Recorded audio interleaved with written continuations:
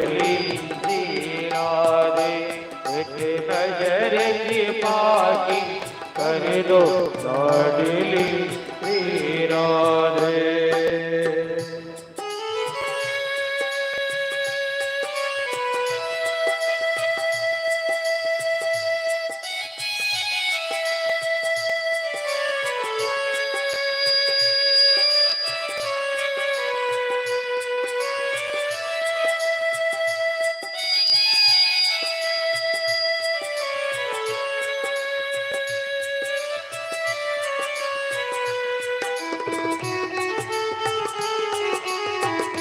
जय हो।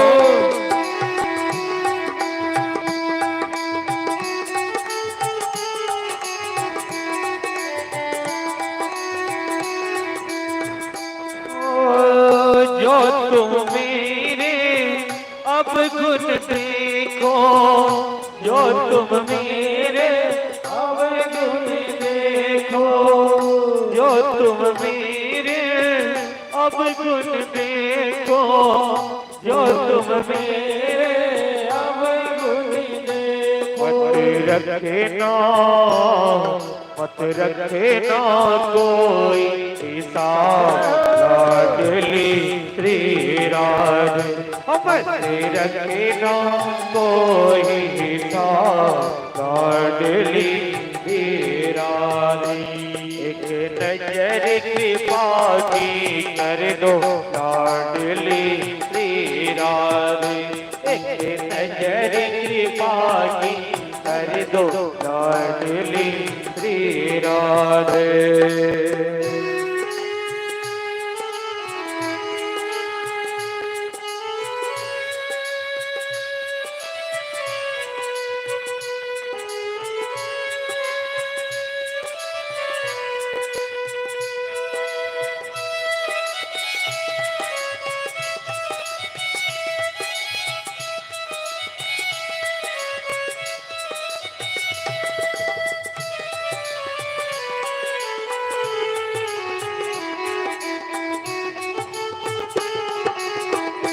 जय हो।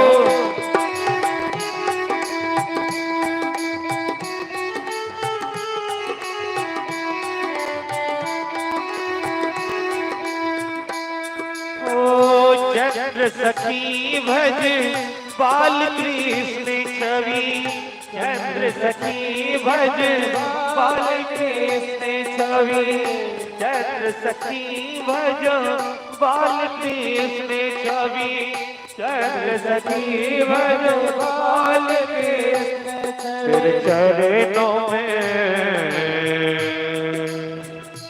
तेरे चरणों में जाओ बलिहार लाडली श्री राधे। ओ तेरे चरणों में जाओ बलिहार लाडली श्री राधे। श्री राधे श्री राधे श्री राधे श्री राधे। एक नजर कृपा की कर दो लाडली श्री राधे।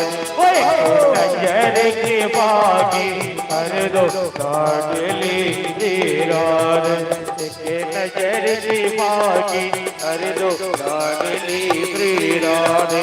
एक नजर कृपा की कर दो लाडली Shri Radhe. Shri Radhe. Hello hello hello hello hello hello hello. अरे इस कक्षा में आवाज बंद भाई। हेलो हेलो टोन बढ़ाओ।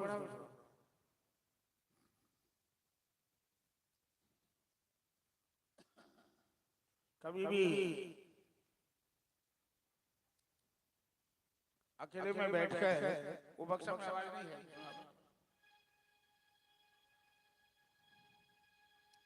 कभी भी अकेले में बैठकर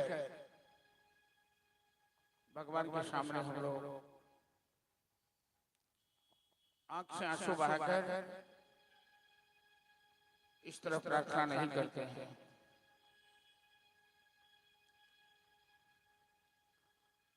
एक खोर कृपा की कर दो स्वामिनी श्री राधे। भक्तों की झोली भर दो स्वामिनी श्री राधे। माना कि मैं पतित बहुत हूँ,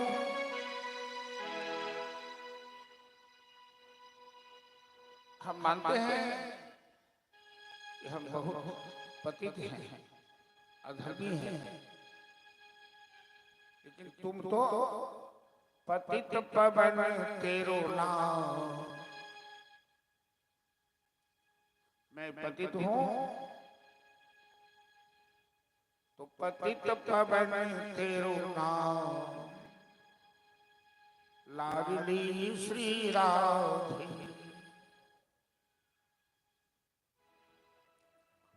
श्याम सुंदर कहते हैं कि राधा जी, आपकी बिना तो मेरी कोई लीला हो ही नहीं सकती। राधा शक्ति बिना न कोई श्यामल दर्शन पाए, श्यामल दर्शन पाए। आराधन कर राधे राधे कान्हा गौरे आए। श्री राधे गोविंदा मन भजले प्रभु का प्यारा नाम है। तो राधा शक्ति के बिना श्याम सुंदर की शक्ति काम नहीं कर सकती। अतः आप कृपा कीजिए, हमें तो वृंदावन से जाना होगा, मथुरा जाना होगा,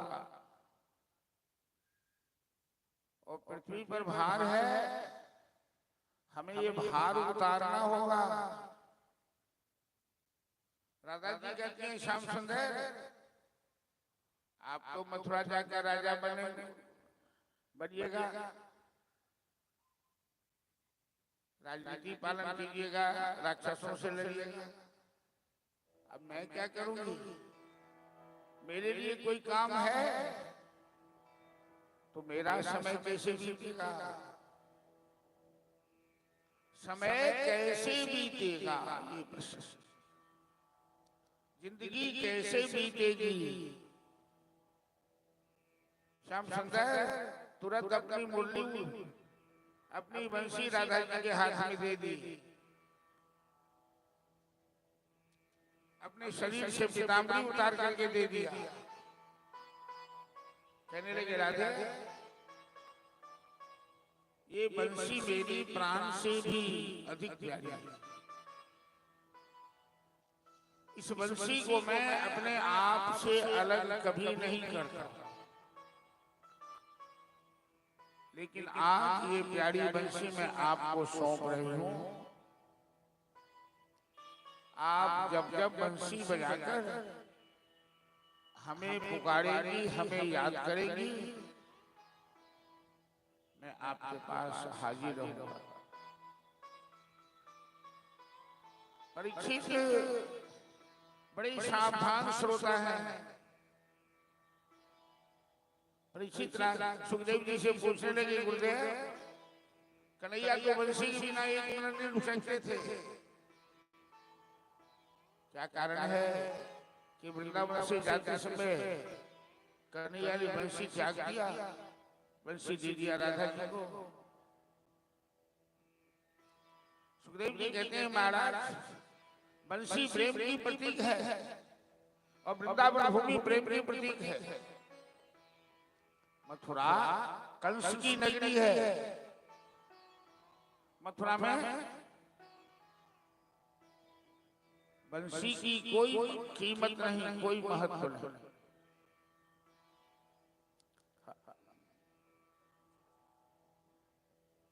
मथुरा में बंसी की कोई कीमत नहीं, महत्व नहीं। वहां तो हथियारों का महत्व है। इसलिए श्याम सुंदर प्रेम की भूमि त्यागते हुए प्रेम की प्रतीक बंसी को भी त्याग दिया। वरना एक दिन राधा रानी के साथ गोपियों ने श्याम सुंदर के साथ एक खेल खेला, बंसी चुरा लिया। किसी में चुराने की हिम्मत नहीं थी तो सबने राधा जी से कहा। राधा जी ने बंसी चुरा ली और श्याम सुंदर बंसी के बिना ऐसे व्याकुल हो गए, भैया यशोदा के सामने जाकर रोने लगे कि मैया हे राधे जी बंसी चुरौलनी मुरलिया दिलवा दे मैया है राधे जी बंसी चुरौलनी मुरलिया दिलवा दे माई। मैया है तुझी बंसी चुरौलन मुरलिया दिलवा दे माई। मैया है राधे जी बंसी चुरौलन मुरलिया दिलवा दे माई। मैया है राधे जी बंसी चुरौलन मुरलिया दिलवा दे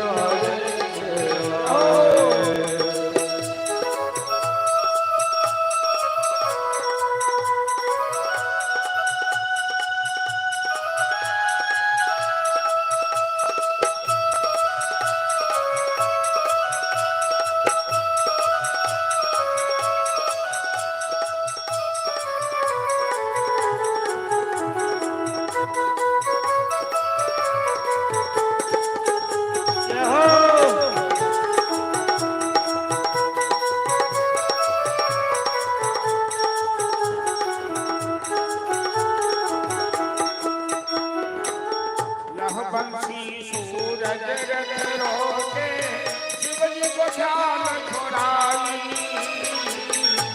बंसी सूरज रख रोके शिव जी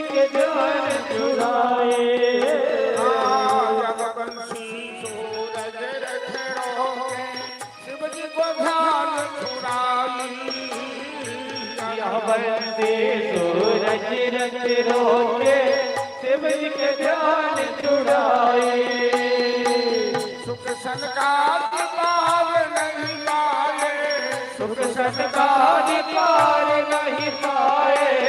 दिलवा देंगे माया, दिलवा देंगे माया है राधे जी बंसी चुरौलन मुरलिया दिलवा दे माई। मैया है राधे जी बंसी चुरौलन मुरलिया दिलवा देंगे माई। मैया है राधे जी बंसी चुरौलन मुरलिया दिलवा दे माई।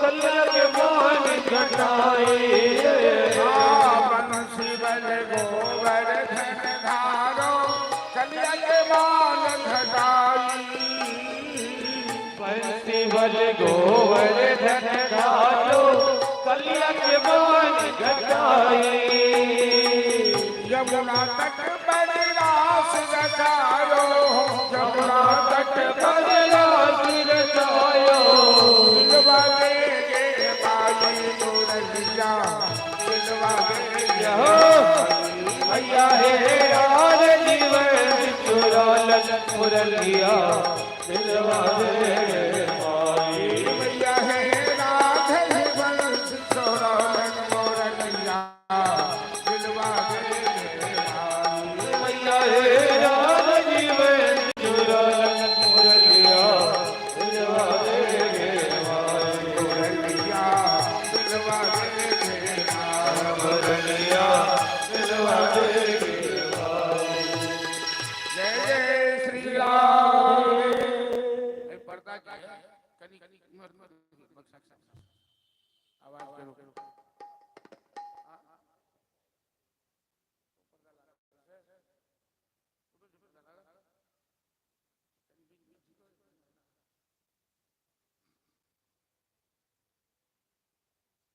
श्याम सुंदर ने अक्रूर जी से कहा कि चाचा जब तक ये लोग बेहोश हैं योग माया के भाव में जल्दी से रथ निकालिए जब नशा उतर जाएगा तो फिर जाना मुश्किल होगा बैलगाड़ी पर नंद बाबा बैठे हैं ग्वाल वाल सब जो इनके मित्र हैं तो भद्र श्रीनामा मधुमंगल प्रलंब इत्यादि अक्रूर जी वृंदावन से रथ को आगे बढ़ाए मथुरा की ओर नंद बाबा बैलगाड़ी पर बैठ के बढ़े ग्वाल वालों के साथ कन्हैया रथ में बैठा चलिए वृंदावन की पावन भूमि को हम लोग प्रणाम करके कथा को आगे बढ़ाते हैं अक्रूर जी का रथ वृंदावन से आगे बढ़ा मथुरा की ओर बढ़ा सभी के सभी ब्रजवासी श्री राधे और कथा ज्ञान के मुख्य जजमान प्रहलाद जी के सुपुत्र विशाल गुप्ता जी महाराज जी का स्वागत आज विश्राम दिवस में कर रहे हैं। विशाल गुप्ता जोरदार ताली से स्वागत करेंगे। प्रेम से बाकी बिहारी लाल की जय, राधा रानी की जय, दुर्गा महारानी की जय, श्याम रामचंद्र की जय। माला और चादर से महाराज जी को सम्मानित किए हैं श्री विशाल गुप्ता जी और उनके सहयोगियों का भी सम्मान कर रहे हैं। आज कथा विश्राम ले रही है। चलिए हम लोग पुनः महाराज जी के मुखारबिंद से अमृतमयी वाणियों का रसास्वादन करते हैं। श्री राधे जय श्री राधे जय श्री कृष्ण।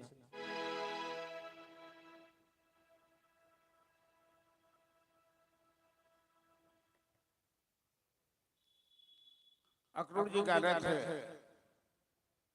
वृंदावन से आगे बढ़ा और सभी चित्र की भांति एक तक देखते रह गए। रथ जब तक आंख से ओझल नहीं हो गया तब तक सब निहारते ही रह गए। अक्रूर जी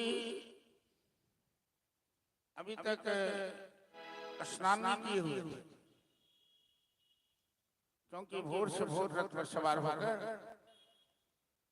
जल्दी निकल जाना चाहते थे, इसलिए सोचे कि आगे ही चल के स्नान करेंगे।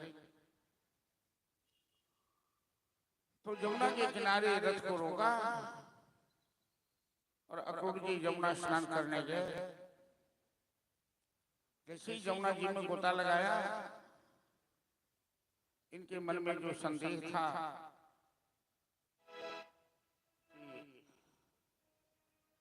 कंस कृष्ण को मारेगा या कृष्ण कंस को मारेगा, तो भगवान ने अपना विराट रूप दिखा दिया। यमुना में जब अक्रूर जी गोते लगाए तो विराट रूप दिखाया कि समस्त चराचर के मालिक, काल के भी काल महाकाल है स्वयं कृष्ण।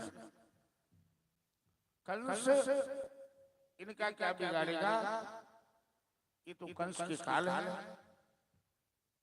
और अक्रूर जी ने भगवान की स्तुति की।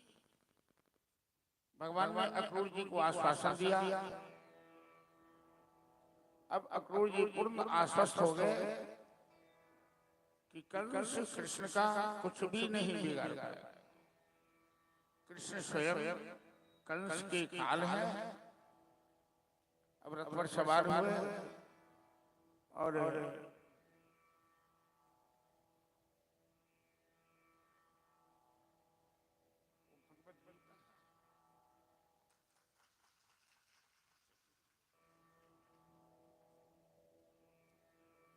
इस मंच पर सटीक सचित्र जो भगवत गीता है समर्पण कर रही हैं, सामने खड़े हैं श्रद्धालु।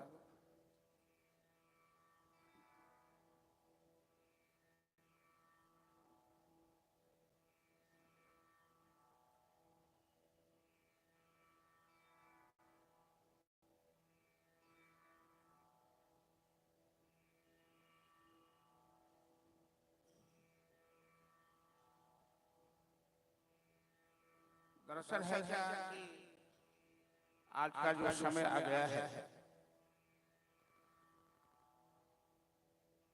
गीता जैसे शास्त्र का महत्व तो अब समझने वाले बहुत कम है। गीता भारतीय संस्कृति की धरोहर है। केवल भारतीय संस्कृति की धरोहर में गीता विश्व की संस्कृति और विश्व के धर्म की नींव है।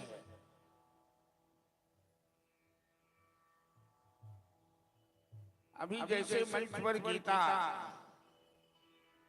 ग्रंथ आया है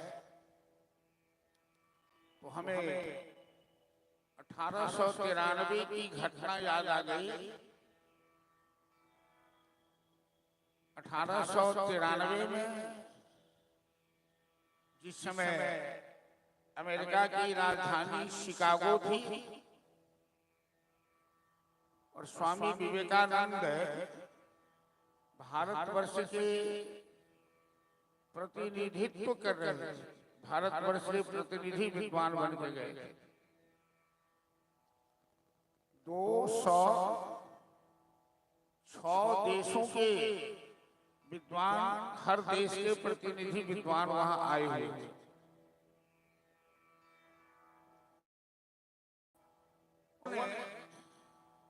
विदेशियों ने गीता को सबसे छोटा समझकर, सबसे हल्का समझकर हर देश के एक प्रतिनिधि ग्रंथ था वो, तो हिंदुस्तान की प्रतिनिधि ग्रंथ के रूप में गीता थी। वो गीता को सबसे नीचे रखा गया, मतलब गीता का महत्व सबसे नीचे है।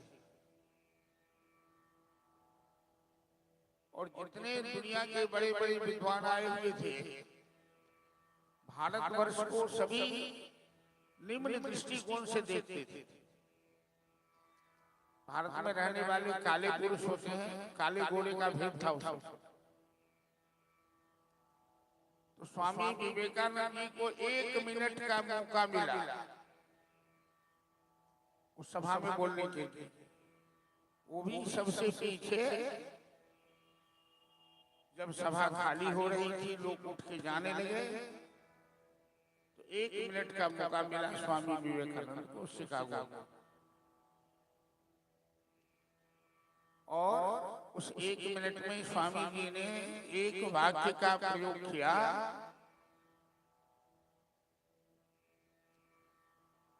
My American brothers and sisters,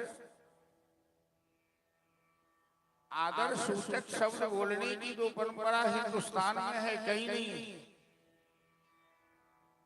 2 minute तक जिस व्यक्ति को 1 मिनट बोलने का मौका मिला है, उसके एक वाक्य पर 2 मिनट तक तालियां बजती रही, तालियां की गड़गड़ाहट बजती रही। लोग ताली बजाना बंद ही नहीं कर रहे। जितने लोग जा रहे थे सभी लौट के आ गए। 1 घंटा स्वामी जी ने भाषण किया पहला दिन, और पहले दिन भाषण के बाद दूसरे देशों के सभी विद्वानों ने कह दिया कि हम लोग श्रोता रहेंगे, वक्ता एक ही रहेंगे, इंडियन जो हैं भारतीय स्वामी जी। उसके बाद केवल विवेकानंद जी का ही भाषण हुआ। इतने बड़े प्रतिभा, इतने बड़े ज्ञानी। उसी भाषण में उन्होंने दुनिया वालों से कहा कि आप लोगों ने तो गीता को सबसे नीचे रखा है, आपकी भावना गलत है। और गीता को स्वामी जी ने खींचा, जितने ग्रंथ ऊपर रखे थे सब गिर पड़े। स्वामी जी ने कहा कि यदि पेड़ की जड़ काट दी जाए तो सब गिर जाता है, जड़ ही सबका आधार है। गीता विश्व धर्म का आधार है, गीता विश्व धर्म का मूल है, गीता विश्व धर्म की जड़ है। बोल गीता माता की।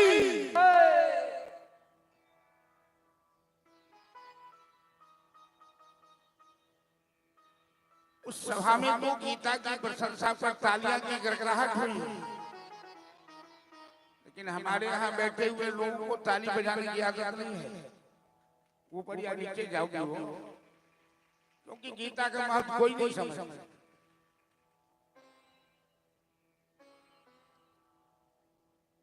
मैं तो भागवत की कथा कर रहा हूँ। गीता जयंती में गीता पर बोलने का अवसर गौशाला में मिला था 2-3 बार। बड़ी गीता की ही व्याख्या है भागवत। गीता मूल है और व्याख्या है भागवत, ऐसा कहा। अक्रूर जी चलिए कथा में अक्रूर जी रथ को आगे बढ़ाए। सारे ब्रजवासी एक टक देखते रह गए चित्र की भांति, और अक्रूर जी का रथ आगे वृंदावन की पावन भूमि को हम प्रणाम करके कथा को आगे बढ़ाते हैं।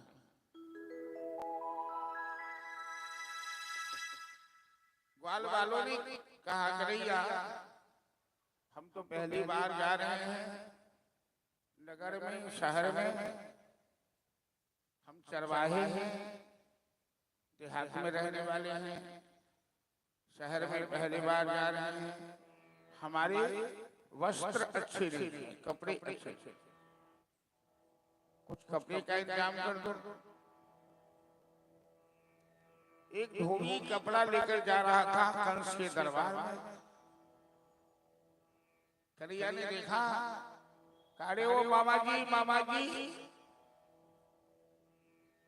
धोबी ने कहा, तुम हमें मामा जी क्यों कहते हो?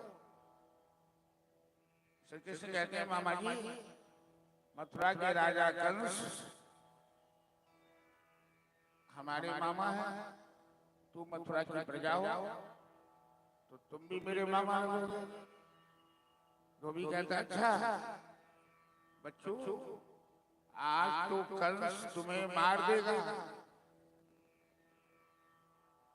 जितनी देर फरफराना है फरफरा लो।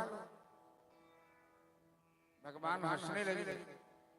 मामा जी, कंस हमको मारेगा कि मैं कंस को मारूंगा, ये तो समय बताएगा। पहले मेरी बात सुनो कि इसमें से कुछ कपड़े मेरे मित्रों को दे दो, ग्वाल बाल को दे दो, इनके पास अच्छे कपड़े नहीं हैं, पहले बार जा रहे हैं शहर में। धोबी स्वभाव का बड़ा टेढ़ा था। तुम लोगों को शर्म नहीं आती है कपड़ा मांगने में? राज दरबार का कपड़ा तो ग्वाला चरवाहा हो के मानो। ये राज दरबार का कपड़ा है, तू चरवाहे है, फिर बकरी गाय चराने वाले। बलराम ने कहा, कन्हैया, अरे धोबी तो बड़ा टेढ़ा स्वभाव का लगता है। ये आज का नहीं भैया, ये तो जन्मों जन्मों का टेढ़ा है। ऐसा झापर लगाया कन्हैया ने धोबी को। भगवान का झापर जिसको लग जाए वो फिर पापड़ खाने लायक नहीं रहता। कपड़े ग्वाल वालों को दे दिया। ग्वाल वाल कहने लगे कि नहीं, कपड़ा तो बड़ी कीमती कपड़ा, अच्छा है, साइज फिटिंग थोड़ी गड़बड़ है, किसी टेलर ने यहाँ वो भी करवा लिया। चंदन थोड़ा सा, ब्रजवासी चंदन के बड़े प्रेमी होते हैं, और चंदन वैसे सबको लगाना। चंदन लगाने से लक्ष्मी आती है। चंदन इस भाल का, इस ललाट का श्री बना। चंदनम वंदते नित्यम पवित्रम पापनाशनम आपदाम हरते सत्सम लक्ष्मी बसत सर्वत्र। चंदन पवित्रता का द्योतक है, आपदा हरण करता है, दरिद्रता को दूर करता है। इसलिए किसी न किसी प्रकार की बिंदी हो, चंदन हो, त्रिपुंड हो, उर्वुंड हो। ग्वाल वालों ने कहा थोड़ा सा चंदन हो जाए। कहा एक कुबड़ी कंस के दरबार में जा रही थी चंदन देने। सेंद्री नाम त्रिबकरा। कुबड़ आदमी को देखकर लोग हंसता है ना। अरे दुनिया में किसी का चमड़ा देखकर, किसी का रूप देखकर हंसो मत। ये तो कुदरत का खेल है। किसी को लंबा बनाता है तो किसी को तिगना बनाता है, किसी को मोटा बनाता है तो किसी को दुबला बनाता है, किसी को काला बनाता है तो किसी को गोरा बनाता है। देखना है तो लोगों के दिल को देखो, चमड़ा मत देखो। आदमी दिल से सुंदर या खराब होता है, चमड़ा से। अष्टावक्र मिथिला के थे जो 8 जगह से टेढ़े थे, और जनक जी की सभा में एक विद्वान कितने विद्वानों को समुद्र में फेंकवा दिया, शास्त्रार्थ में हरा कर।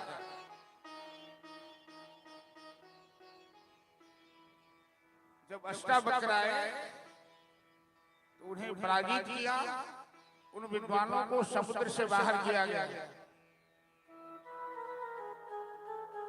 वही अष्टावक्र द्वारिका गए तो भगवान की महारानियां सब देखकर हंसने लगी।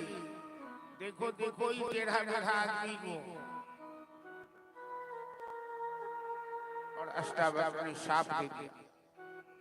भगवान को शाप दिया कि तुम्हारी इस रानियों का नाश हो जाए। काला घोड़ा, लंगड़ा, लूल्हा, कोबरा, कान्हा, जो भी है वो ईश्वर की बनावट है, किसी इंसान ने उसे नहीं बनाया। किसी इंसान को बनाने का पावर नहीं है। इसलिए जीवन में किसी का चेहरा देखकर मत हंसना। ये चेहरा भी बदलता है और भगवान चाह लेते हैं तो चेहरा देखने लायक नहीं रहे।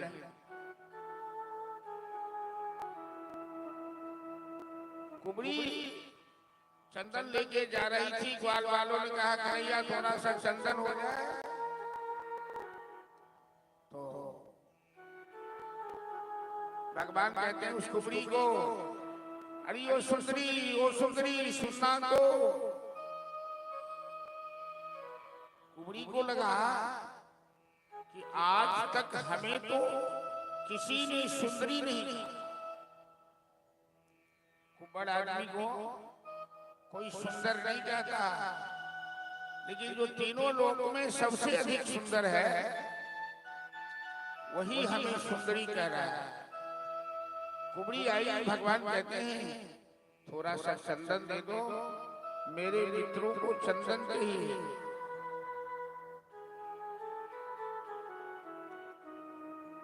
कुबड़ी कहती है श्याम सुंदर, मेरे काम इस जिंदगी में पहले बार सुंदरी शब्द सुना है कि हमें भी कोई सुंदरी कहता है।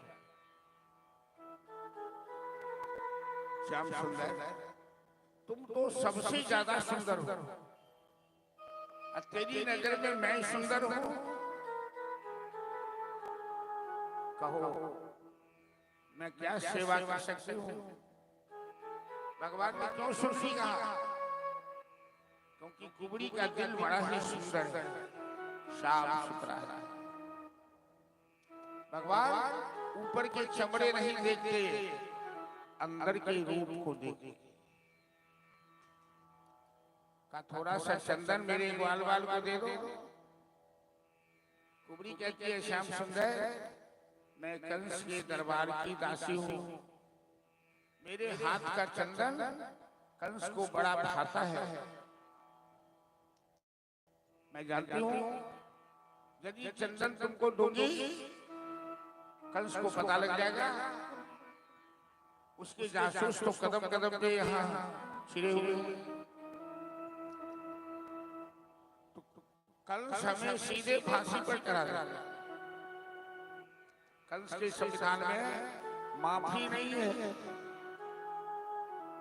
फांसी है। लेकिन मैं फांसी पर जाऊं तो कोई बात नहीं, आज तेरे शरीर में अपने हाथ से चंदन लगा, अपने अपने दिल को तौलिए सब आदमी।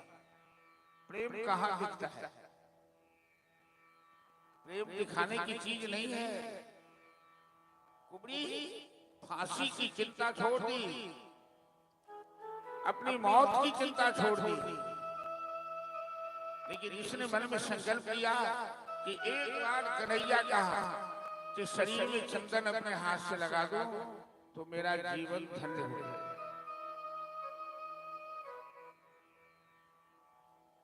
एक जन्म क्या कोटि जन्म, भले ही नरक में जाए, पर मेरे प्रियतम गोपाल बाल न गिरने पाए। कुबड़ी ने चंदन का लेप किया श्याम सुंदर को,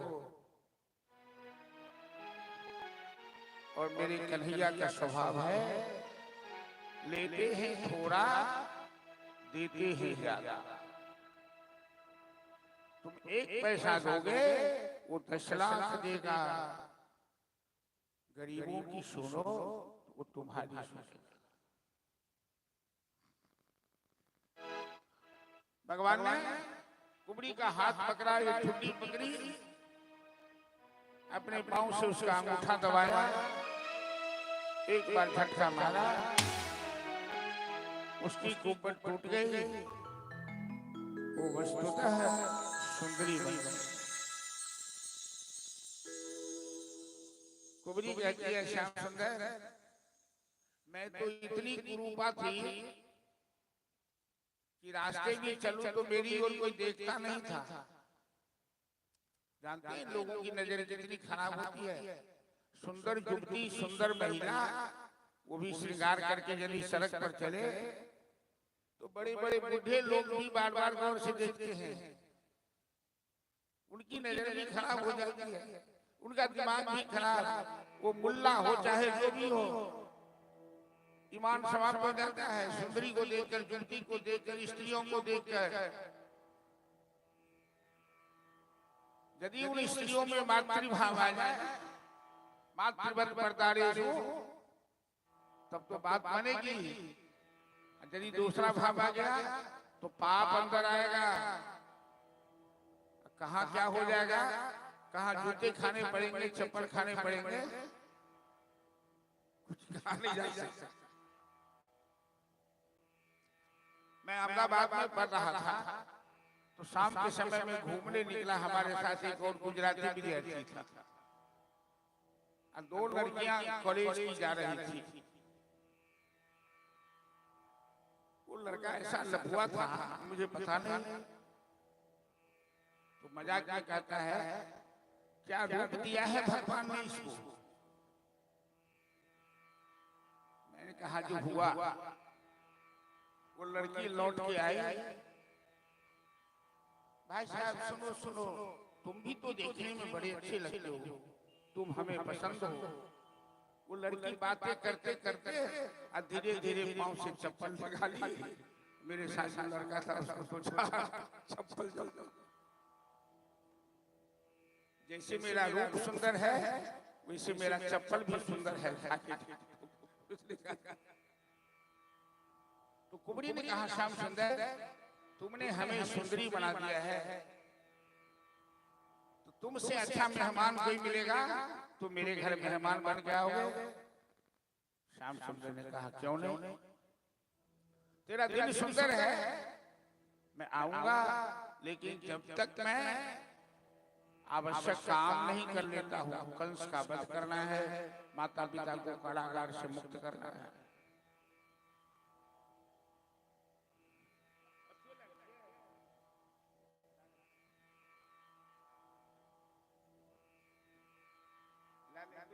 देती है हमारा सोचे भी एगो सहनाई बालेश्वर जी आई है, बड़ा बढ़िया सहनाई, दरभंगा में अकेले थे, लेकिन हथियारे नहीं लाए थे।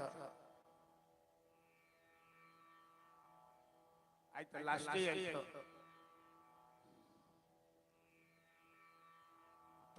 तो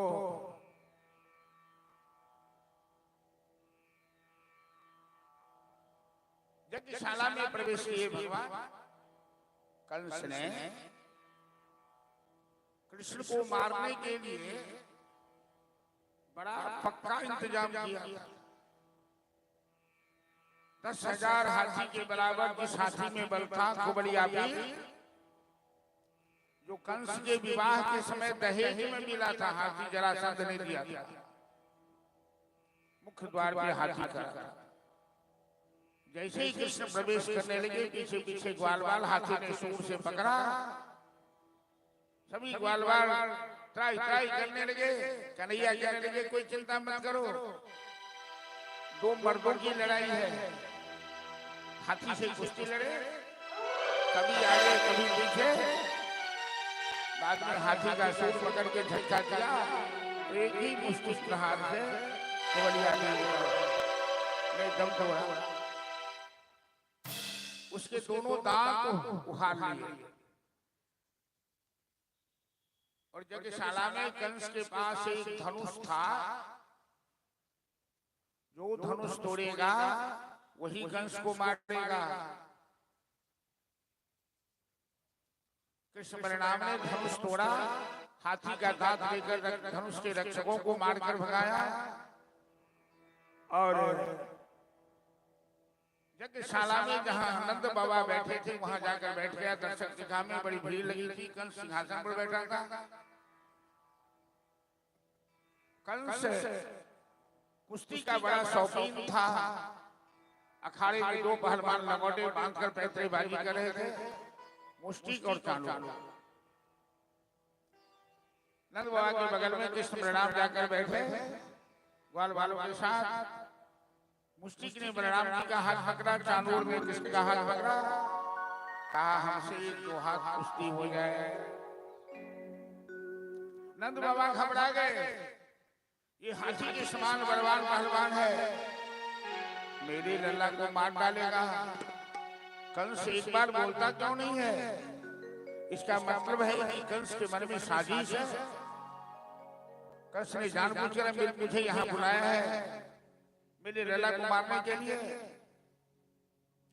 श्री कृष्ण ने कहा चानूर से कि तुम्हें शर्म नहीं आती है, बच्चे से कुश्ती लड़ोगे?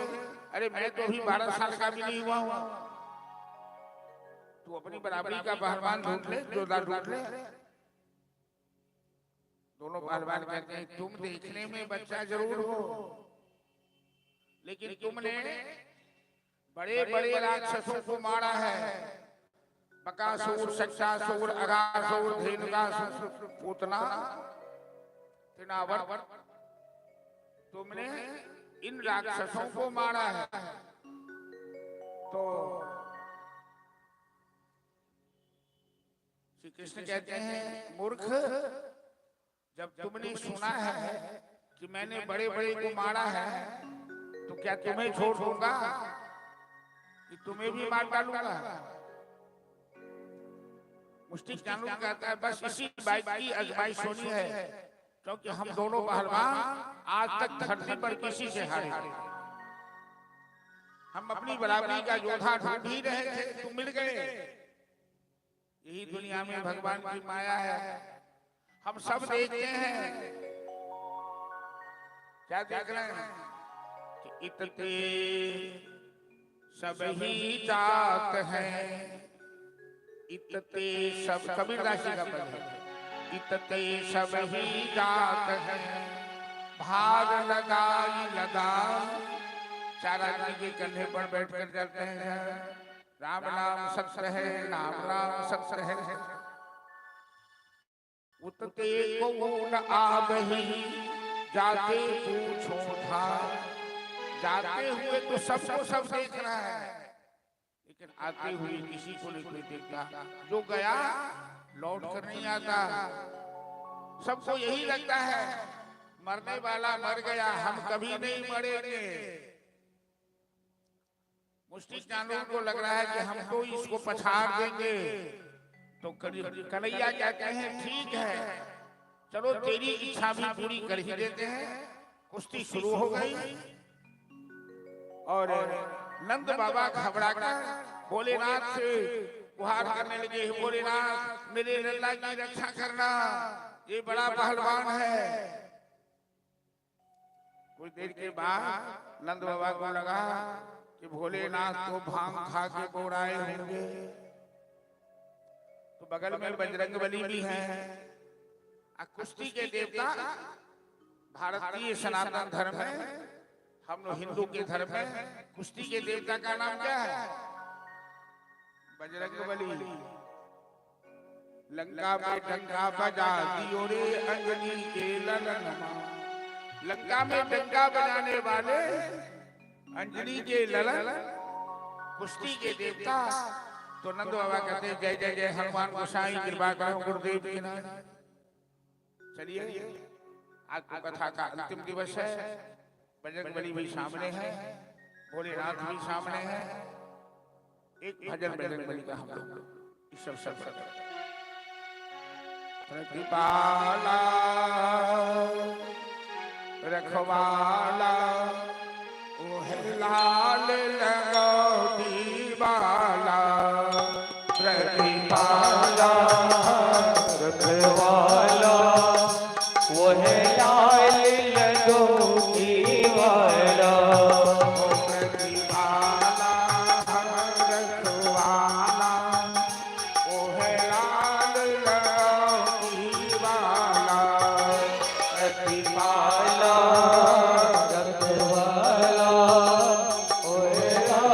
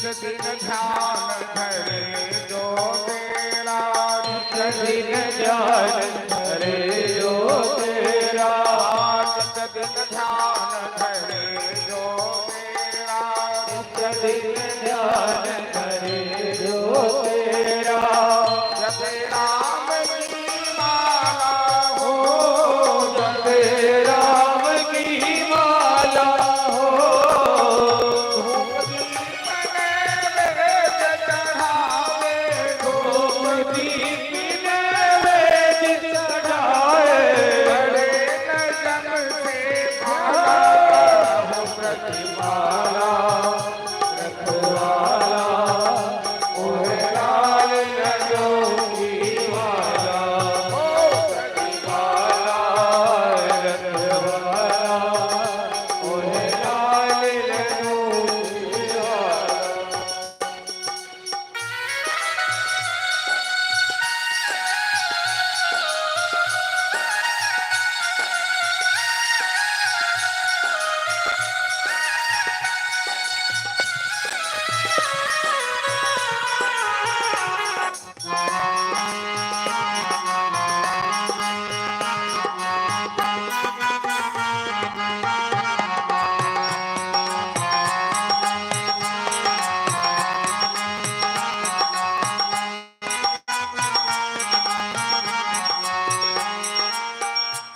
जब भीर परे धड़कन में, जब जब वीर परे भगन में, ओ जब जब भीर परे संतन में, जब जब वीर परे भगन में, तूने दिया सहारा हनुमान जी, तूने दिया सहारा हनुमान जी, मुख भंजन अंजन नंदन रे, दुख भाजन अंजनी नंदन, तूने जगत कर डाला माला रखवाला, ओहे लाल लड्डू की माला, ओ माला रखवाला, ओहे लाल लड्डू की माला।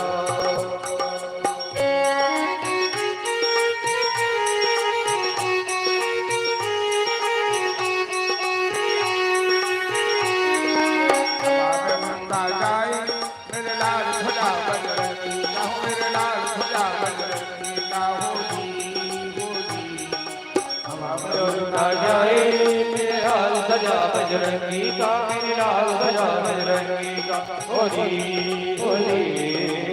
लाल देखिया लाल लगाता लाल गदा बरभागी हो, लाल गदा बरभागी, लाल कहिया लाल गदा लाल गदा बनवारी हो, लाल गदा बनवारी। बंदा जाए मेरे लाल खुदा बजरंगी का हो, मेरे लाल खुदा बजरंगी का हो जी, हो जी। ना जाए मेरे लाल सजा बजरंगी का, मेरे लाल सजा बजरंगी का, होली होली। सजीवन भूमि के कारण लाल पहाड़ उठाई हो, लाल पहाड़ उठाई, सजीवन भूमि के कारण लाय पार उठाई हो, लाय पार उठाई। हवा में उड़ता जाए मेरे लाल खुदा बजरंगी का हो जी, हो जी। हवा उड़ता जाए लाल सजा बजरंगी का, मेरे लाल सजा बजरंगी का, होली होली। रखवाला रखवाला जय हो लाल लगाओ दीवाला, वाला रखवाला, ओहे लाल लड्डू की वाला। ओ लक्ष्मण मोरे चित भरे समर में, लक्ष्मण मोर मोरे चित चित करे समर में, पवन वेग से चला हनुमान जी, पवन वेग से चला हनुमान जी, धौला गिरी उठाई ले आए, धौला गिरी ले आए। तू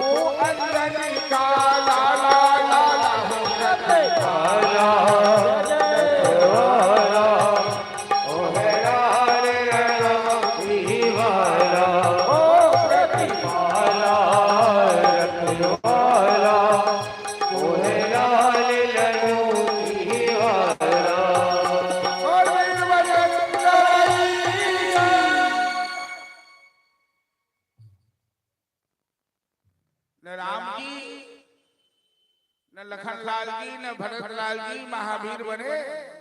महावीर तो हनुमान जी अतुलित बल था।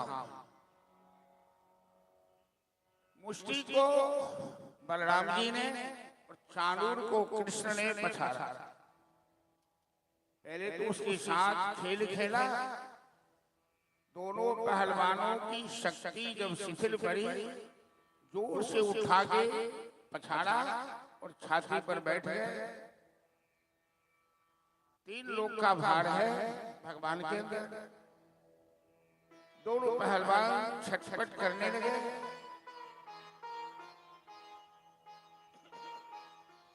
उसकी पीठ ठोकर भगवान कहने लगे, वो पहलवान जी उठो, क्या हुआ? आज तक तो किसी से नहीं हारा था, बच्चों ने तुम्हें पछाड़ दिया। यही पहलवान हो तुम? ऐसा घूसा लगाया, आंखें निकल गई, मुंह से रक्त बमन करने लगा। दोनों ने दम तोड़ दिया। कंस के सेवक सब नगाड़े पीट रहे थे, नगाड़े पर चोट दे रहे थे। कंस सिंहासन पर बैठा हुआ था। कंस समझ गया कि मुष्टि चाणूर मारा गया। कंस क्रोध में आकर, गुस्सा में आकर कहता, अरे मेरे पहलवान मारे गए, तुम नगाड़े क्यों पीट रहे हो? नगाड़ा पीटना बंद करो।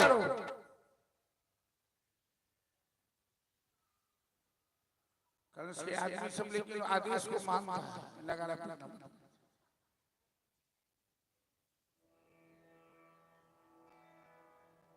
अब कृष्ण बलराम एक बार छलांग लगाकर मामा कंस के पास गए और कंस जब तक सावधान हो,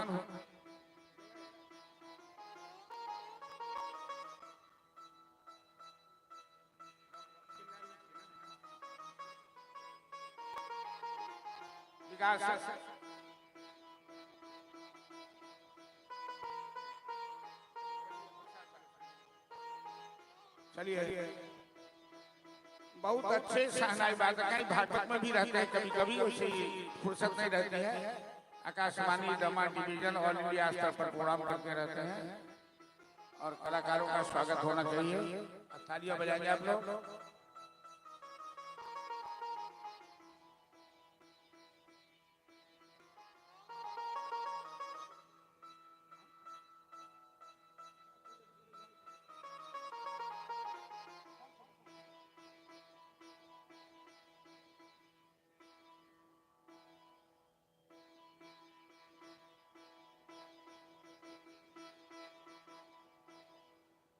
कृष्ण बलराम मामा कंस के पास पहुंचे और कंस का केस पकड़कर सिंहासन से नीचे किया,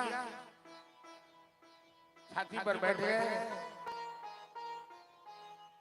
कन्हैया कहने लगे, मामा कंस, तुमने हमें मारने के लिए कोई कसर छोड़ा नहीं, लेकिन मेरे शरीर में तो आज तक कोई खरोच नहीं आई है। अब तुम मरने के लिए तैयार हो जा। ऐसा घूसा जमाया कि कंस ने एक ही घूसा से दम तोड़ दिया।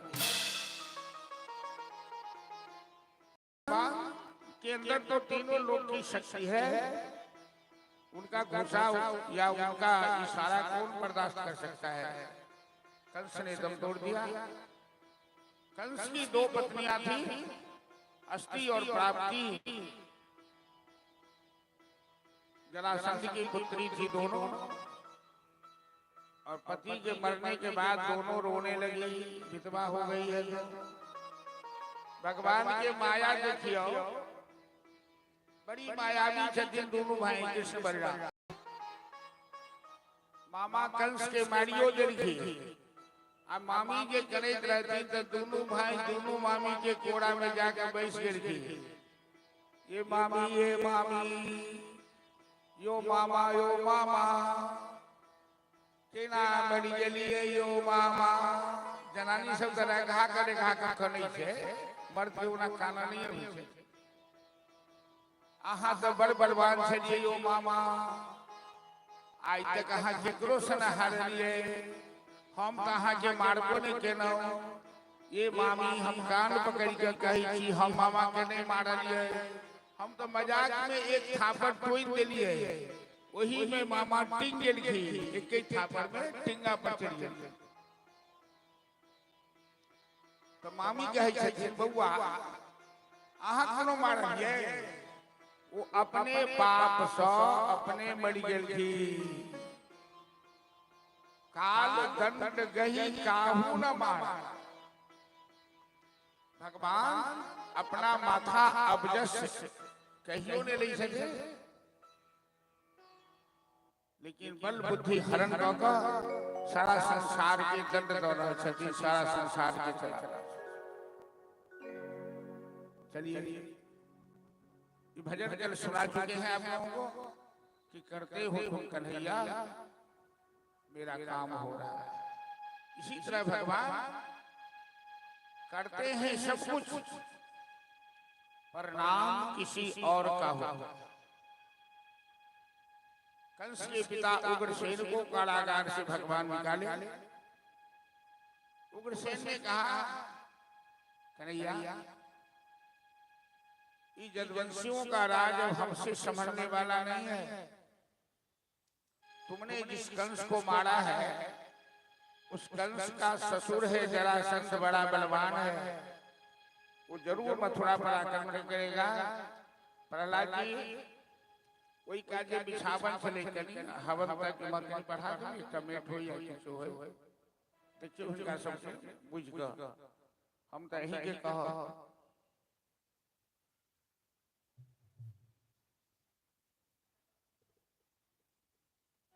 तो श्री कृष्ण ने कहा अभी तो हमें कोई संस्कार नहीं मिला है, आप थोड़े दिन संभालिए यदुवंशियों का राज, समय आएगा तो देखा जाएगा। फिर अपने माता पिता के कारागार में गए, जितने भी रक्षक था सबको मारकर भगाए, ताले तोड़े, हथकड़ी बेड़ियां कटवाए, वसुदेव देवकी को कारागार से मुक्त किया। अब तक तो इन दोनों की आंख से दुख के आंसू बह रहे थे और पुत्र मिलन हुआ तो दोनों की आंखों से खुशी के आंसू बह रहे। गर्गाचार्य जो यदुवंशियों के कुल पुरोहित हैं, ओ नंद जी से आकर परिचय देते हैं कि नंद जी ये दोनों बालक तो वसुदेव देवकी की आपके नहीं है, आप इन्हें कुछ दिन यहाँ ही रहने दीजिए, इन्हें कुछ आवश्यक काम करना है। नंद बाबा यशोदा के हाथ का बना हुआ जो प्रसाद रास्ते में खाने के लिए दी थी, जब से कन्हैया मथुरा में आया किसी ने एक बार पानी तक के लिए नहीं पूछा है, तो उन्हें अपने हाथ से भोजन कराया।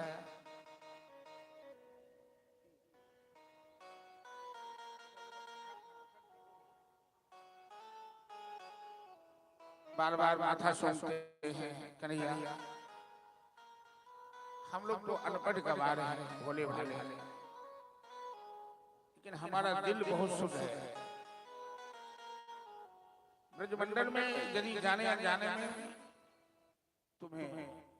तुमसे कोई गलती हो गई हो, कोई अपराध हो गया हो तो क्षमा करना कन्हैया। नंद बाबा श्री कृष्ण बलराम कहते हैं बाबा आप कैसी बात करने लगे, हम आपके पुत्र हैं, लेकिन हमें कुछ आवश्यक काम करना है। आप लोगों ने जो हमें प्यार दिया है, ब्रजवासियों ने जो प्यार दिया है, वो कभी भुलाया नहीं जा सकता। वाल वाल कहने लगा कन्हैया हम तो चरवाहे के चरवाहे रह गए, लेकिन तुम तो राजा बनने वाले हो। लेकिन बचपन के प्यार को कभी भूलना नहीं चाहिए कन्हैया। हम लोगों ने जो तुम्हें प्यार दिया है वो तुम कभी भूलना मत। श्याम सुंदर ग्वाल बालों से गले मिलने लगे, कहने लगे मित्रों कि न पार ये हम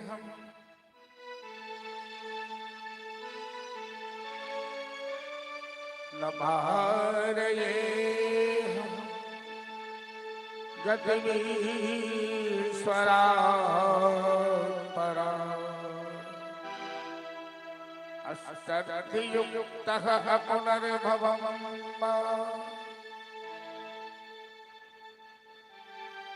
न मारयेऽहं निर्वैर्य संयुधा स्वसाधु कृत्वा विविधायुषा या दुष्सजन दुर्जन खला सम्मिश्य तव प्रतिजातु साधु विक्रीडितं व्रजवधू विदितं च विष्णु। मित्रों, ब्रजवासियों ने जो हमें प्यार दिया है उसे हम जन्म जन्मांतर तक में नहीं सधा सकते, ये ऋण नहीं उतार सकते। ब्रह्मा की आयु यदि मिल जाए तो भी। इस तरह से मीठे मधुर वचनों के द्वारा नंद बाबा एवं ग्वाल वालों को सांत्वना देते हुए श्याम सुंदर विदा किए। इनके सारे संस्कार बाकी थे।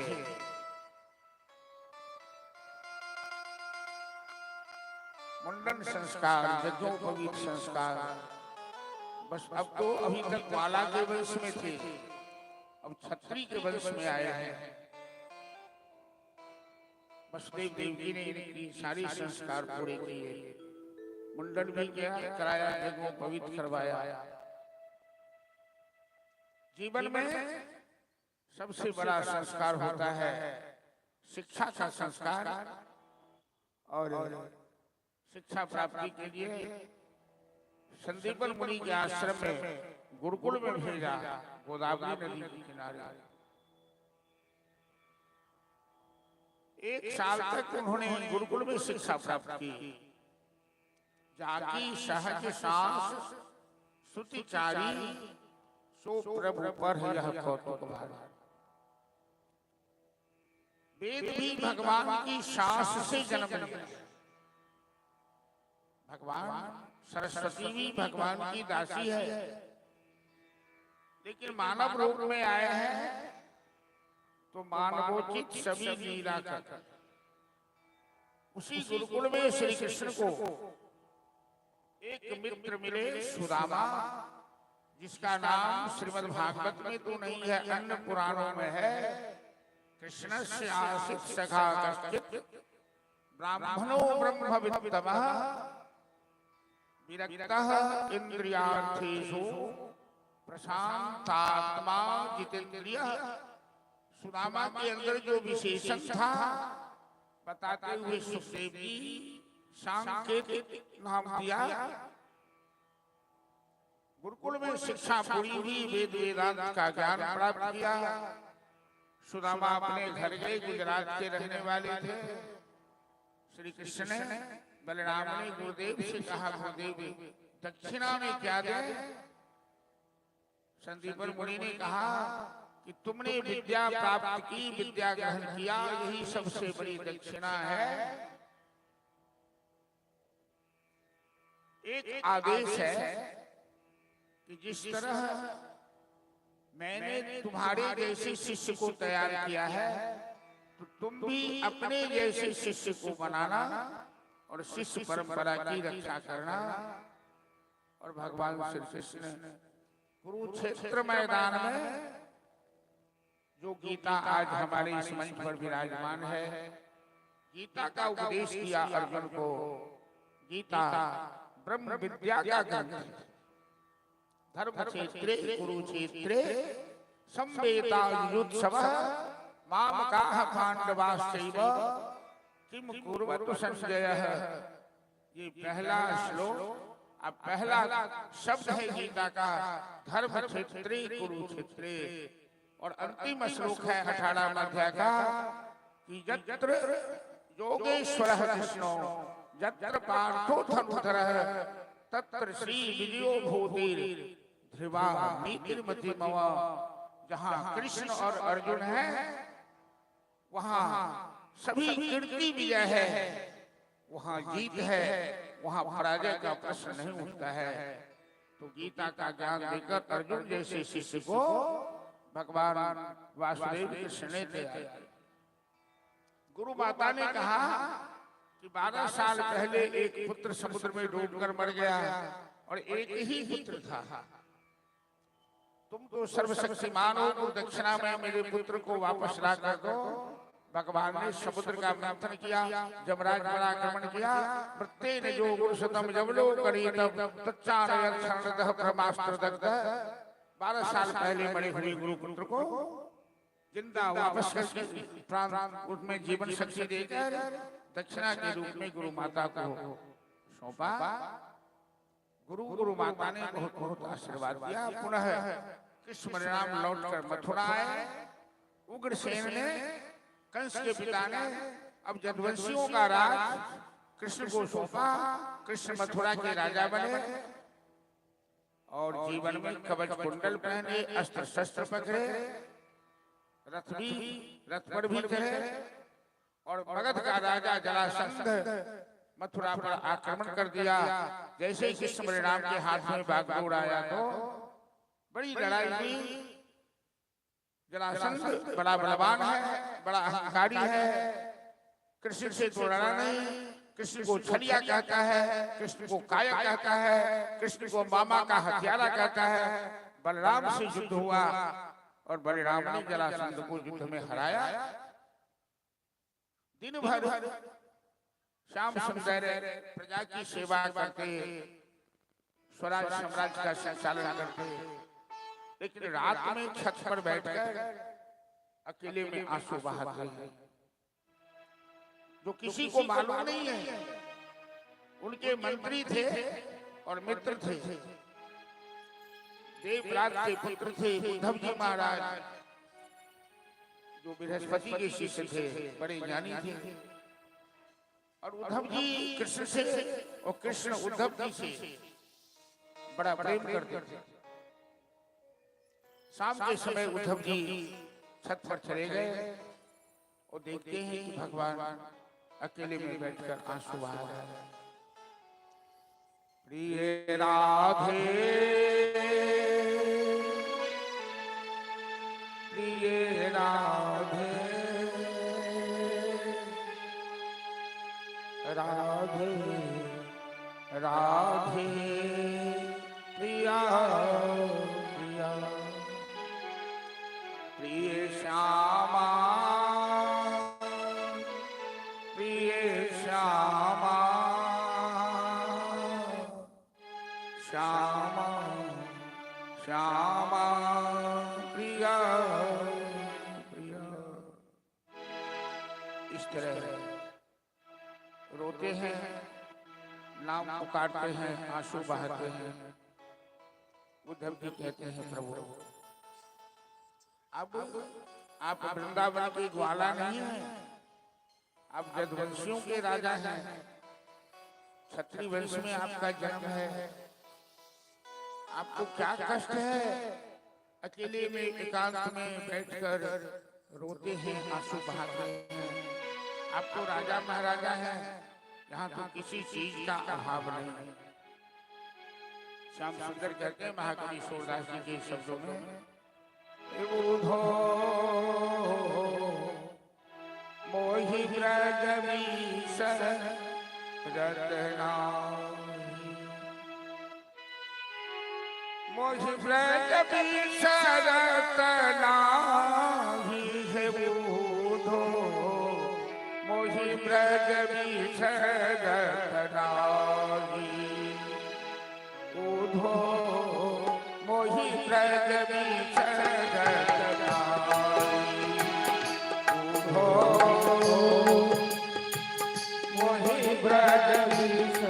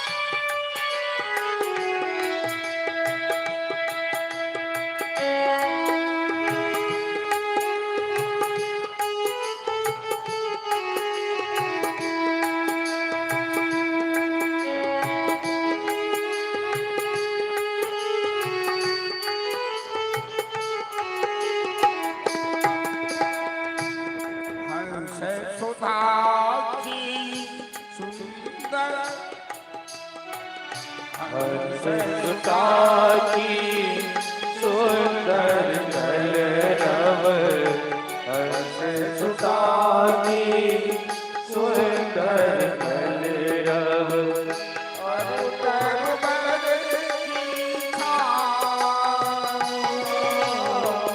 और तरमन की ज्वाला,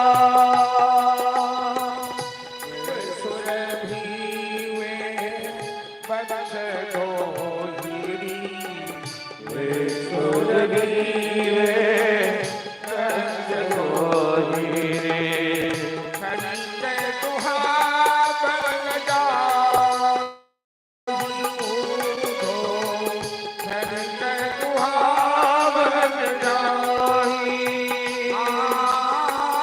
वालदान सब करत गुणावन, वालदान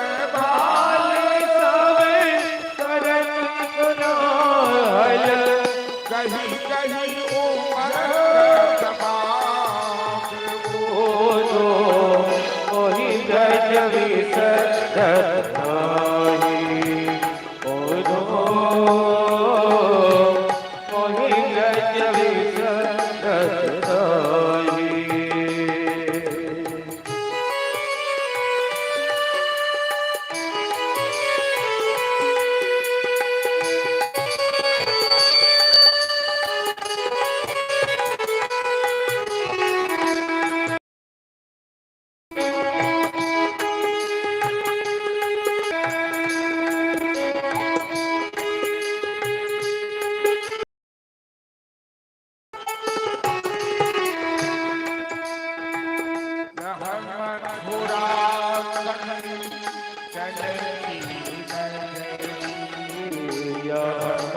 तमाम चल की नगरी,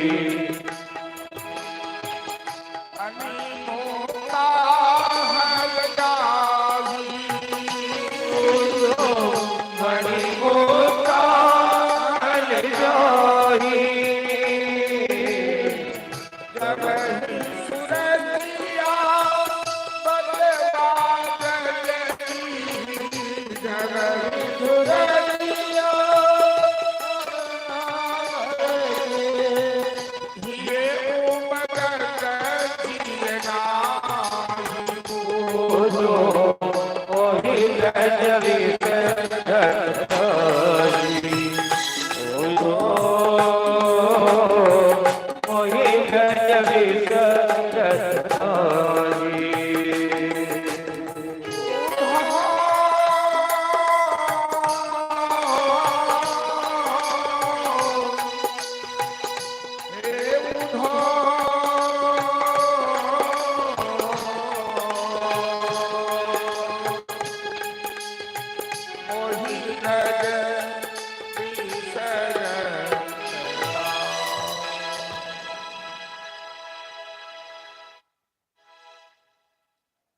भगवान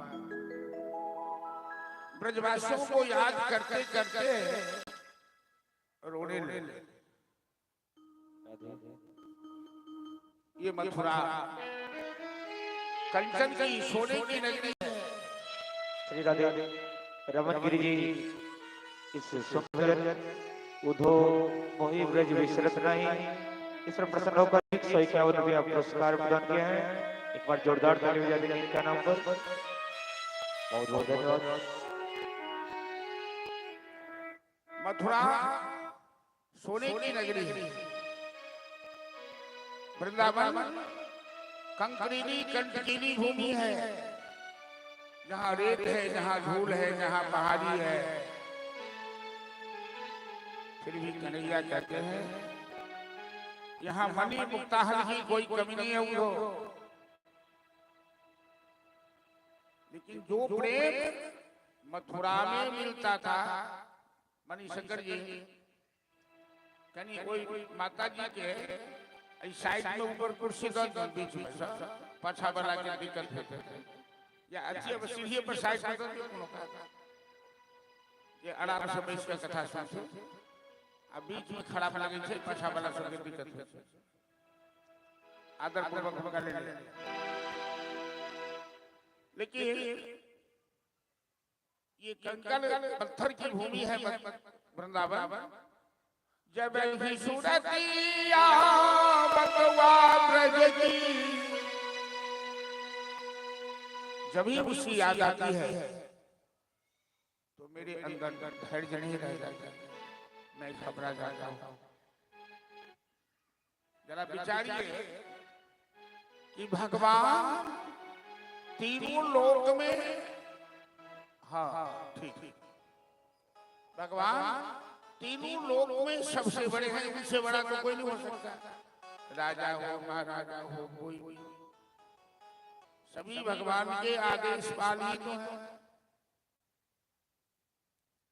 लेकिन मथुरा में जब कृष्ण राजा बन गए तो राजा से मिलने सभी नहीं जाते हैं, राजा के पास सब नहीं पहुंचता, राजा बड़ा हो जाता है। लेकिन वृंदावन का कन्हैया कैसा सहज था, साधारण था, चरवाहा था।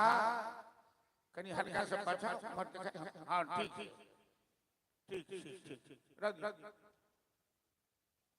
कि वृंदावन के कन्हैया को ग्वाला सब के कंधे पे बैठ जाता, गुल्ली डंडा खेल लेता, कभी कभी झगड़ा भी कर लेता था। एक बार बराबर खेलते थे तो खेल में कन्हैया जीतता था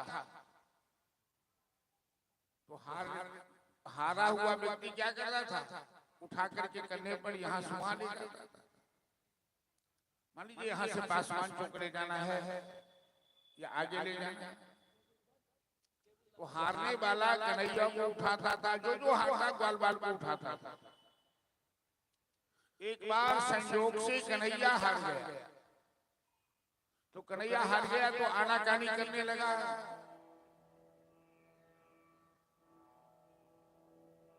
उवाह श्री राम नो श्रीमान श्री रामानां प्रजा पराजितं प्रलम्बो रूहि। श्री रामा से पराजित हो गए तो श्री रामा कहता है कन्हैया तुम तो मेरे कंधा पर बैठकर बहुत मजा लिया, अब मैं तेरे कंधा पर बैठूंगा। कन्हैया कहता है यार मैं तो दुबला पतला हूँ, तू मोटा तगड़ा है, तेरा भार मैं कैसे उठाऊंगा। श्री रामा कहता नहीं चलेगा, तू नहीं उठा पाएगा तब भी तेरे कंधा पर हम बैठेंगे। कन्हैया कहने लगा मैं नहीं उठाऊंगा। बस झगड़ा शुरू हो गया। बच्चों की बात में, बच्चों के झगड़ा में कोई तथ्य थोड़े होता है। तो झगड़ा करने लगा तो सभी ग्वाल वाले एकजुट हो गया, कन्हैया को अकेला करना।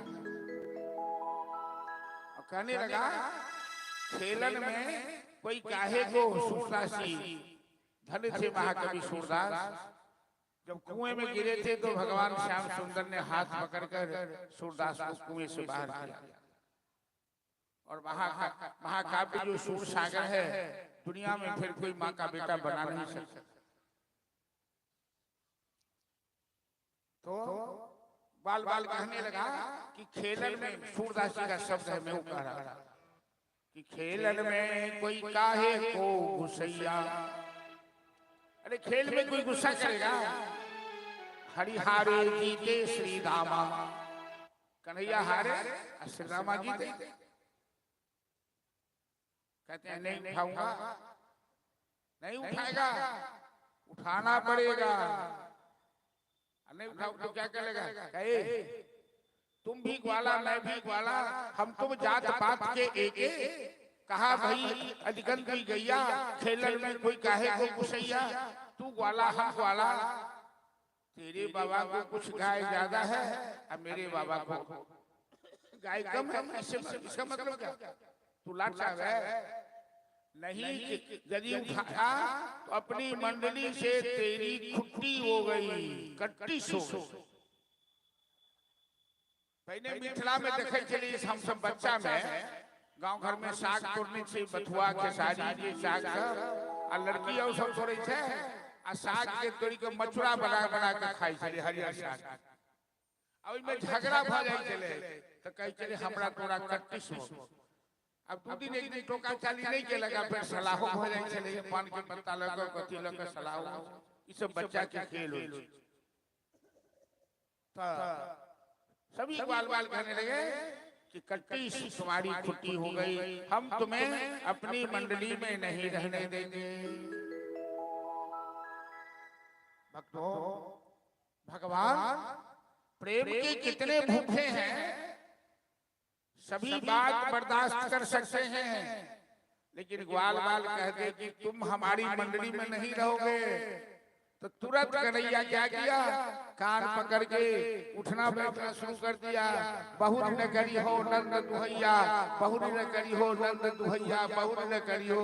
मैं फिर गलती नहीं करूंगा, मैं कंधे पर उठाने के लिए तैयार हूँ। बोल वृंदावन बिहारी लाल की जय। आज उद्धव जी को कह रहे हैं, आंख से आंसू बह रहा है कि श्री रामा जबरदस्ती मेरे कंधा बढ़ा कर बैठे और तुम्हें मथुरा का राजा हो गया हूँ, जदवंशियों का राजा। हमसे कोई बात करने नहीं आता, सब दूर रहता है। इसीलिए उधो मोहि ब्रज वीस रत्ना, वो जमुना का कुली, वो कुंज गली, वो निधि बन, वो बंसी बन, वो काली दह, जहां जहां अनेकों लीला भगवान ने की है। आज मथुरा में रात में अपने मित्र उद्धव जी के सामने आंसू बहाते हुए कह रहे हैं कि मुझे याद आती है। उद्धव जी बड़े विद्वान हैं, लेकिन इनके दिल में प्रेम नहीं है। वृंदावन की गोपियां के दिल में प्रेम तो है, लेकिन ज्ञान नहीं। ज्ञान के बिना प्रेम अंधा होता है, और प्रेम के बिना ज्ञान पंगु होता है। इसलिए अगरबत्ती नहीं जलाओगे, से धुआं धुआं भर दिखाइए ना पड़े। इसलिए ज्ञान और प्रेम और दोनों जरूरी है। तो ज्ञान और प्रेम दोनों कैसे पूरा होगा, जब उद्धव जी वृंदावन जाएंगे। गोपी और उद्धव का मिलन होगा। श्याम सुंदर कहने लगे, उद्धव तेरे दिल में, तुम विद्वान है, लेकिन तेरे दिल में प्रेम नहीं है। मैं क्यों आंसू बहाता हूँ, मैं क्यों रोता हूँ, ये तो प्रेम की बात है उद्धव, बंदगी तेरे बस की नहीं है। ये प्रेम की बात है। अब प्रेम की बात कोई प्रेमी ही समझ सकते हैं। भजन के माध्यम से हम लोग श्रवण करें, ये तो प्रेम की बात है। बोले कृष्ण कन्हैया लाल की जय। ये तो प्रेम की बात है उदो, बंदगी तेरे बस की नहीं है। ये तो प्रेम की बात है उदो, बंदगी तेरे बस की नहीं है। क्या करे होते और क्या करे होते और आशिकी इतनी सस्ती नहीं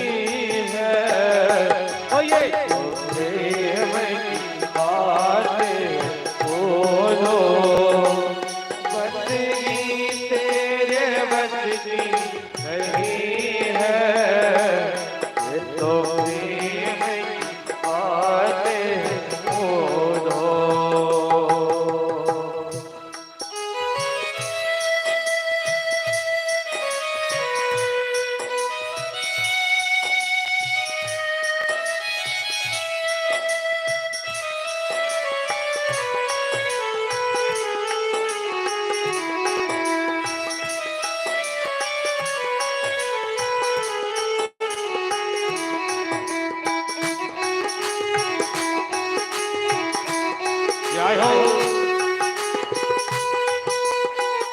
थोड़ा ताली बजाइए, प्रेम की बात है, प्रेम के नाम पर प्रेम से ताली बजाइए। जय हो। प्रेम वालों ने कभी बस पूजा, उसकी पूजा में उन लोग दो। प्रेम वालों ने कभी बस पूजा, उसकी पूजा में सुन लो दो। उसकी पूजा में सुन लो दो। उसकी पूजा में सुन लो दो। यह दम दम, यह दम दम होती पूजा, यह दम दम होती पूजा। सर झुकाने की फुर्सत नहीं है, ओ यह दम दम होती पूजा। सर झुकाने की फुर्सत नहीं है, ये तो प्रेम की बात हो।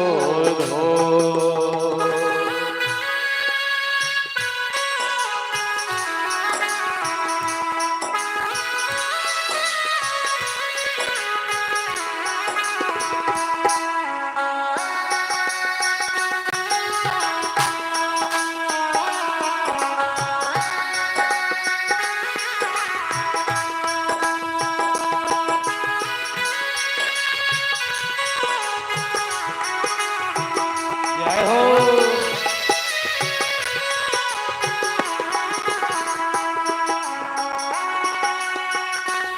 हरि बोल।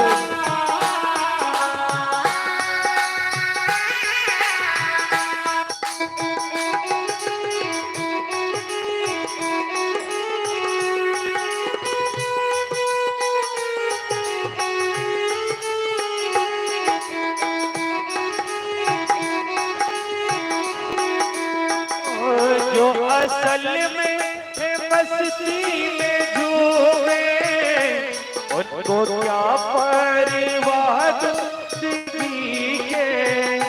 जो असल में है मस्ती में डूबे, उनको क्या परवाह जिंदगी के। उनको क्या परवाह जिंदगी के, उनको क्या परवाह जिंदगी की। कोई परवाह नहीं है। जैसे कि देख रहे हैं यहाँ गोपियों के रूप में भक्तगण माता बहन नाच रही है मस्ती में। उनको दुनिया से कोई मतलब नहीं है कि दुनिया क्या सोचेगी, दुनिया क्या कहेगी। वो तो भगवान के मस्ती में ताली बजाते हुए, झूमते हुए नाच रही है। इसलिए प्रेम से आप लोग भी ताली बजाते हुए। जो उतरती है चढ़ती है मस्ती, जो उतरती है चढ़ती है मस्ती, वो हकीकत में मस्ती नहीं है। जो उतरती है चढ़ती है मस्ती, वो हकीकत में मस्ती नहीं है। वो ये तो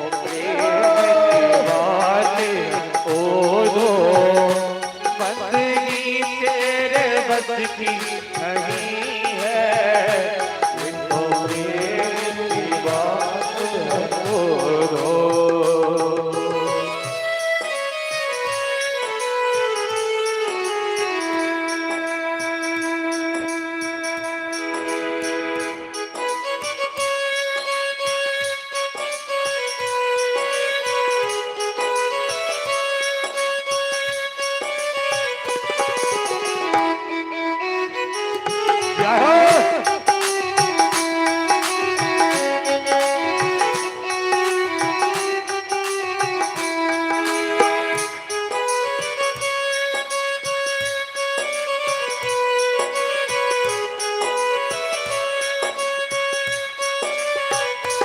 हरि बोल।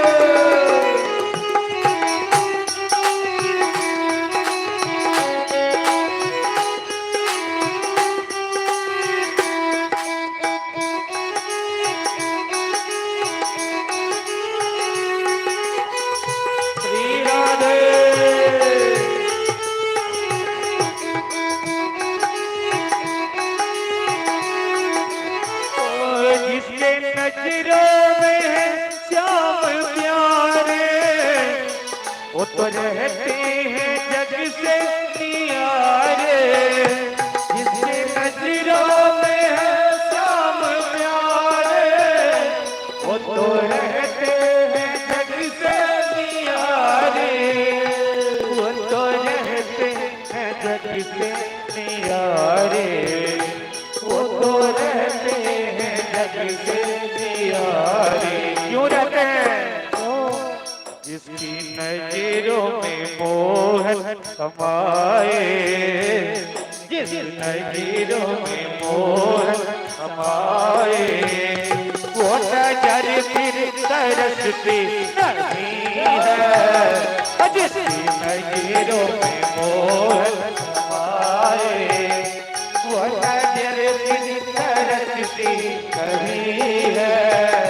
ये तो प्रेम की बात हो दो, बंदगी तेरे बस की नहीं है, ये तो प्रेम की बात हो दो, बंदगी तेरे बस की नहीं है, ये तो प्रेम की बात हो दो, ये तो प्रेम की बात हो दो, ये तो प्रेम की बात हो दो, ये तो प्रेम की बात हो दो, ये तो प्रेम की बात हो दो। श्री राधे, श्री राधे।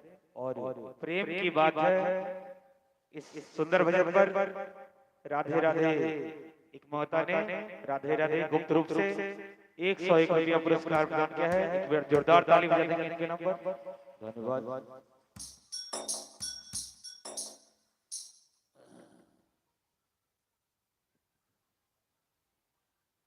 मैं व्यवस्था से आग्रह करूंगा,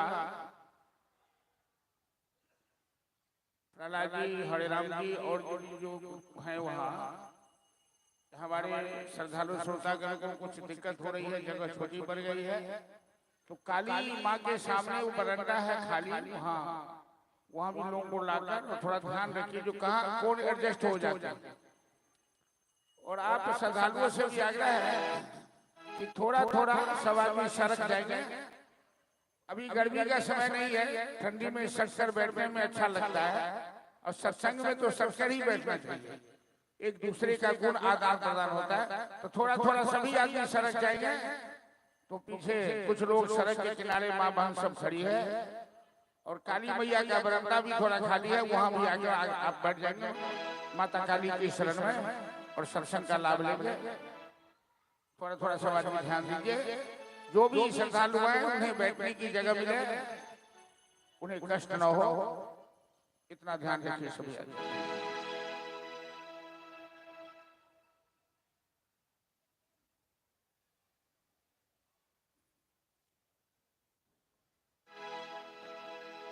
आज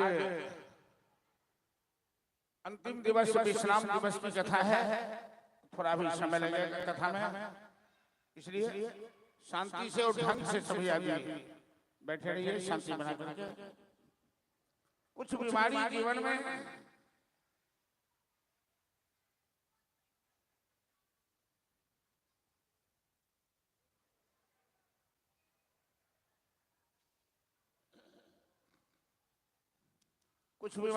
में ऐसी होती है कि डॉक्टर के पास गए, दवाई लिख दिया, खा लिए, ठीक हो गए। कुछ बीमारी ऐसी होती है कि डॉक्टर मरीज को भर्ती कर लेता है, हॉस्पिटलाइज होना पड़ता है। कुछ बीमारी ऐसी होती है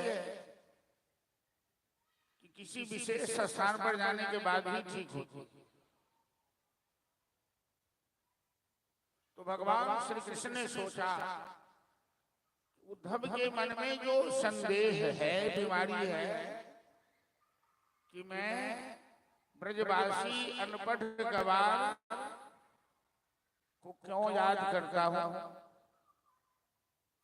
मेरा तो स्वभाव है कि ये यथा माम प्रपद्यन्ते, ये गीता का श्लोक है, तां तथैव भजामि।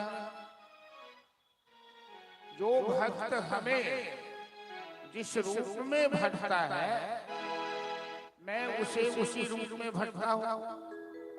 तो ब्रजवासी हमें नहीं भूल पाते तो मैं भी ब्रजवासियों को नहीं भूल पाता हूं।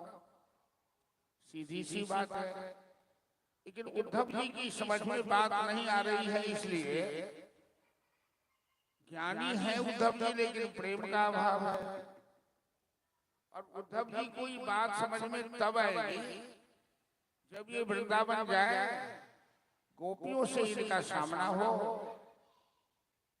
जब गोपियां इनके सामने आएगी और गोपियों का प्रेम देखकर उद्धव जी निश्चित रूप से नतमस्तक हो जाएंगे, या इनके अंदर जो ज्ञान का अहंकार है वो दूर हो।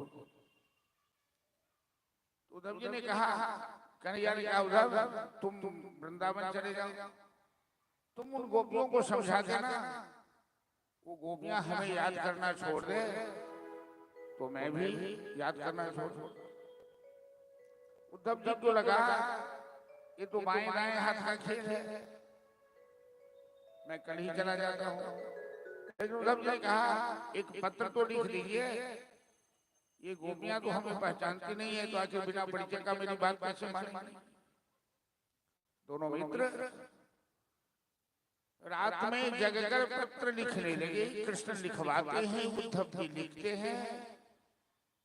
पूरी रात गुजर गई, एक भी पंक्ति पत्र तैयार नहीं हुआ। जो लिखवाते हैं श्री कृष्ण उसे कटवा देते। अंततः ये परिणाम हुआ कि कोरा कागज कोरा ही रह गया। श्री कृष्ण ने कहा, उद्धव जाओ मौखिक ही तुम बता दो। प्रेम नदिया की सदा उल्टी बहे धार, कोई पावे नहीं पार। एक साकेत महाकाव्य है मैथिली शरण गुप्त का।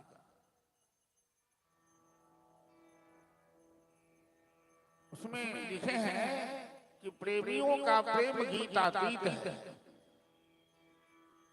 प्रेमियों का प्रेम गीतातीत है और हार में जिसमें परस्पर जीत है। प्रेमियों के प्रेम में हार में जीत मानी जाए। पत्र तैयार नहीं हुआ, कोरा कागज रहा। उद्धव जी वो कागज भी जेबी में रख लिए। और जब गोपियों को पता लगा इस कागज में कन्हैया चिट्ठी लिखवा रहे थे, तो सभी गोपियां ने उद्धव जी के हाथ से कागज छीनना शुरू किया। जबकि वो खाली कागज है, लिखा हुआ नहीं है, सादा कागज है। टुकड़े टुकड़े ले लिए गोपियां सब। उस कागज का छोटा सा सादा टुकड़ा गोपियों को पता नहीं कौन सा संदेश दे रहा है। कभी छाती से लगाती है तो कभी सर से लगाती है, कभी उलट उलट करने लगती है, पत्र लेकर नाचने लगती है। वो सादा कागज, वो कागज का टुकड़ा गोपियों के कृष्ण गोपियों के प्रति जो कृष्ण का अपार प्रेम है, अथाह प्रेम है, वो संकेत देता है। कृष्ण इतने प्रेम करते हैं कि पत्र लिखने के लायक भी नहीं रह गए।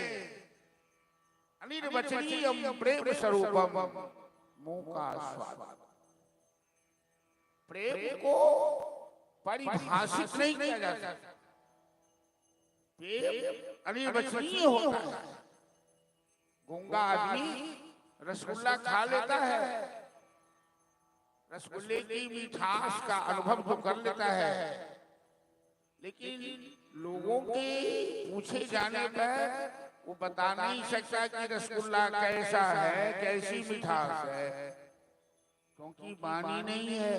प्रेम इसी तरह अनिर्वचनीय होता है। वो सादा कागज का टुकड़ा गोपियों के लिए अमर संदेश हो गया। उद्धव जी वृंदावन में आए और सबसे पहले कुछ ग्वाल बाल बच्चे बच्चे ग्वाल बाल से मिले जो कृष्ण के मित्र थे। इनके आने के बाद ग्वाल बाल सब दिन जाके रास्ता पर बैठ जाते हैं, इंतजार करते हैं, राह देखते हैं। आज उद्धव जी को आते देखकर सभी ग्वाल बाल उछलने लगे। तम वृक्ष कृष्णानुचरः व्रजस्त्रियः प्रलम्बबाहुः नवकञ्जलो।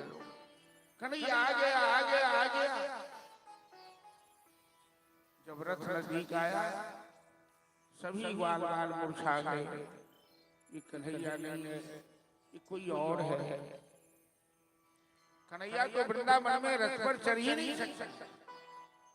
वृंदावन की भूमि से कन्हैया इतना प्यार करता है जो कभी पांव में जूता तक नहीं पहना। अब वृंदावन की मिट्टी खाकर मैया यशोदा की छड़ी खा ली, डंडा खा लिया, लेकिन वृंदावन की मिट्टी का स्वाद लिया। तेरे लाला ने माटी खाई, यशोदा सुनवाई, जो कल आप लोगों को सुनाया जा सकता है। उद्धव जी ने पूछा, बच्चे हमें नंद महल में जाना है, रास्ता बताइए। ग्वाल बालों ने कहा, आपका परिचय श्रीमान? मैं मथुरा से आया हूँ, मेरा नाम उद्धव है, मैं कृष्ण का सखा हूँ।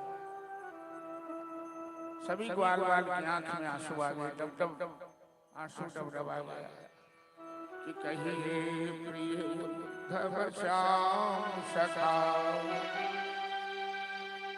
सुध लेते हैं शाम हमारी कभी।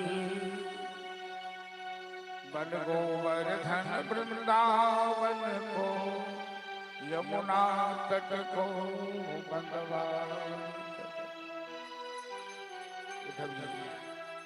कन्हैया कभी हम लोगों को याद करता है। उद्धव जी हैं तो विद्वान, बड़े बात पटु हैं। कहने लगे, बहुत याद करता है। आप लोग तो सच्चे प्रेमी हैं, और वो भी आप लोगों से सच्चा प्रेम करते हैं। बात करते आगे नंद महल में। ग्वाल बालों ने कहा, यही नंद बाबा का महल है। उद्धव जी रथ से नीचे आए और वृंदावन की पावन भूमि पर जैसे ही अपना कदम रखा, अपना चरण रखा, उद्धव जी के अंदर जो ज्ञान का घमंड था वो फट गया, बिखर गया। बाहर से ही उद्धव जी ने देखा कि नंद यशोदा दोनों बुढ़ापे में झगड़ा कर रहे हैं, एक दूसरे पर दोषारोपण कर रहे हैं। नंद बाबा कहते हैं यशोदा से कि तेरे कारण कन्हैया चला गया, और यशोदा कहती है नंद बाबा से, आपके कारण कन्हैया चला गया। मूर्छा बीच में आ जाता है, यशोदा मूर्छित हो जाती है, तो नंद बाबा पानी का छाटा करते हैं। उद्धव जी ने जाके चरण स्पर्श किया, प्रणाम किया, अपना परिचय दिया। नंद बाबा आंसू बहाते हुए कहने लगे, अपि स्मरति नघ कृष्ण मातरम सुहृदः सखन, गोपां व्रजं चात्मानाथं, गावो वृन्दावनं।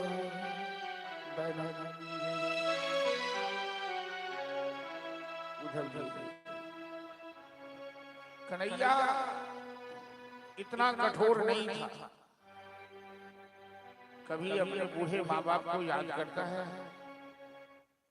एक बार खोज तक नहीं लिया। कन्हैया का स्वभाव तो बड़ा अच्छा था, हम भली भांति जानते थे। उद्धव जी बड़े ढंग से उन लोगों को समझाए। रात्रि भोजन विश्राम हुआ। प्रातः काल उद्धव जी जगे, ब्रह्म का चिंतन करने लगे। लेकिन वृंदावन के प्रेम के सामने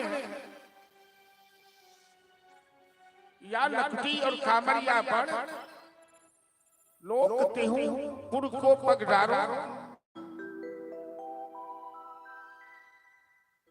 ये कन्हैया की लगती कवड़िया पर तीनों लोक का आनंद न छापर कर सकता हूँ। जहाँ धूल भरे अति सुंदर श्याम, तो तैसी बनी सिर सुंदर चोटी।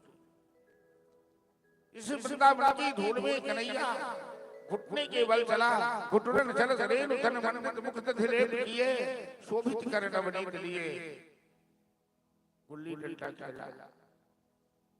आज ये गोपियां यमुना स्नान कर भोर से भोर घड़ा में पानी लेकर नंद महल की ओर आ रही है। नंद जी को प्रणाम करने प्रतिदिन आती है भोरे भोरे यमुना स्नान कर नंद जी को प्रणाम कर।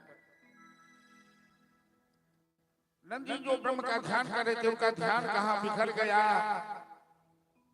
गायब हो गया, तितर बितर हो गया। कहा जहाँ इन गोपियों के प्रेम भरे मधुर संगीत के द्वारा कीर्तन चल रहे कि हे नाथ नारायण वासुदेव, हे नाथ नारायण वासुदेव। जय जय श्री कृष्ण गोविंद हरे मुरारी, हे नाथ नारायण वासुदेव। श्री कृष्ण गोविंद हरे मुरारी, हे नाथ नारायण वासुदेव। हरे मुरारी, हे नाथ नारायण वासुदेव।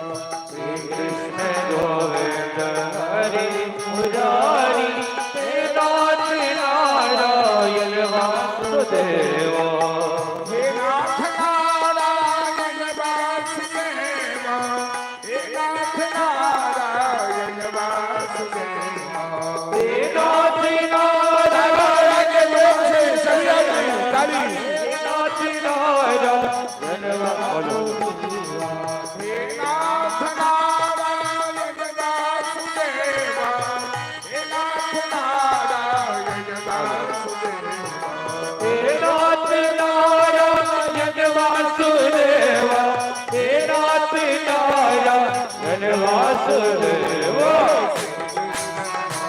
जय हो।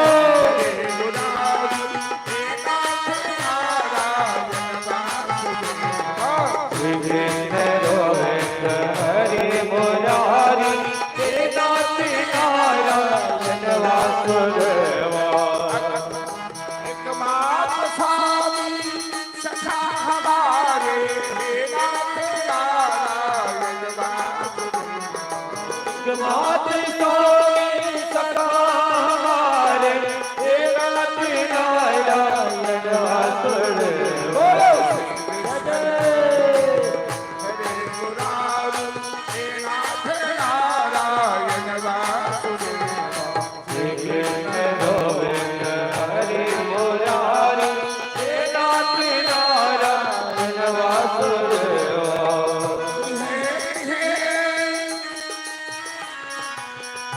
हे हे गोप बधू जगम्बा, सर्वे लीला समवायिनो। पुण्यालिनामानि पठन्ति गोविन्द दामोदर माधवे। बोलो श्री कृष्ण गोविंद हरे मुरारी, हे नाथ नारायण वासुदेव। श्री कृष्ण गोविंद हरे मुरारी, हे नाथ नारायण वासुदेव। गोविंद गोविंद धाम बारे, गोविंद गोविंद गोविंद गोविंद मुकुंद कृष्ण, गोविंद गोविंद नमो नमः। कृष्ण गोविंद हरे मुरारी, हे नाथ नारायण वासुदेव। श्री कृष्ण गोविंद हरे मुरारी, हे नाथ नारायण वासुदेव।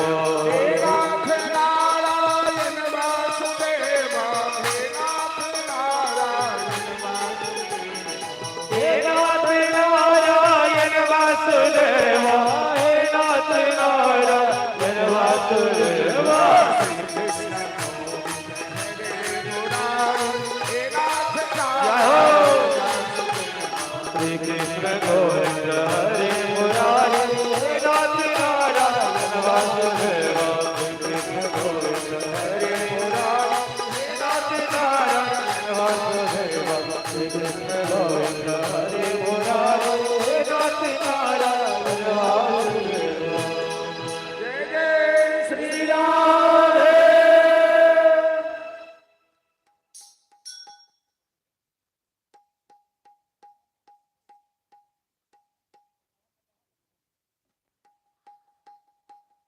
वृंदावन में एक स्थान है,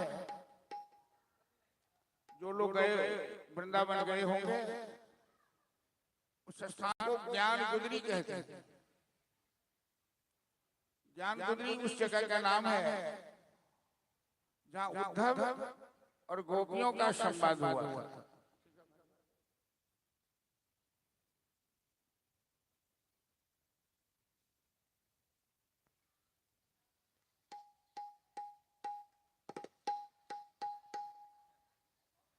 हेलो हेलो। जहाँ उद्धव और गोपियों का संवाद हुआ था, जहाँ उद्धव जी के ज्ञान रूपी कपड़े गुदरी बन गए, फट गए, उसे ज्ञान गुदरी। बड़ा लंबा संवाद हुआ उद्धव और गोपियों के बीच। पहले तो उद्धव जी गए थे संदेशा लेकर, तो नियम तो ये था कि कृष्ण ने जो संदेशा गोपियों के लिए भेजा है उसे सुना देना चाहिए। लेकिन उद्धव जी ने गलती की, अपने ज्ञान के अहंकार के कारण संदेशा सुनाना छोड़कर अपनी विद्वता दिखाने लगे कि तुम लोग मूर्ख हो, पढ़ी लिखी नहीं हो।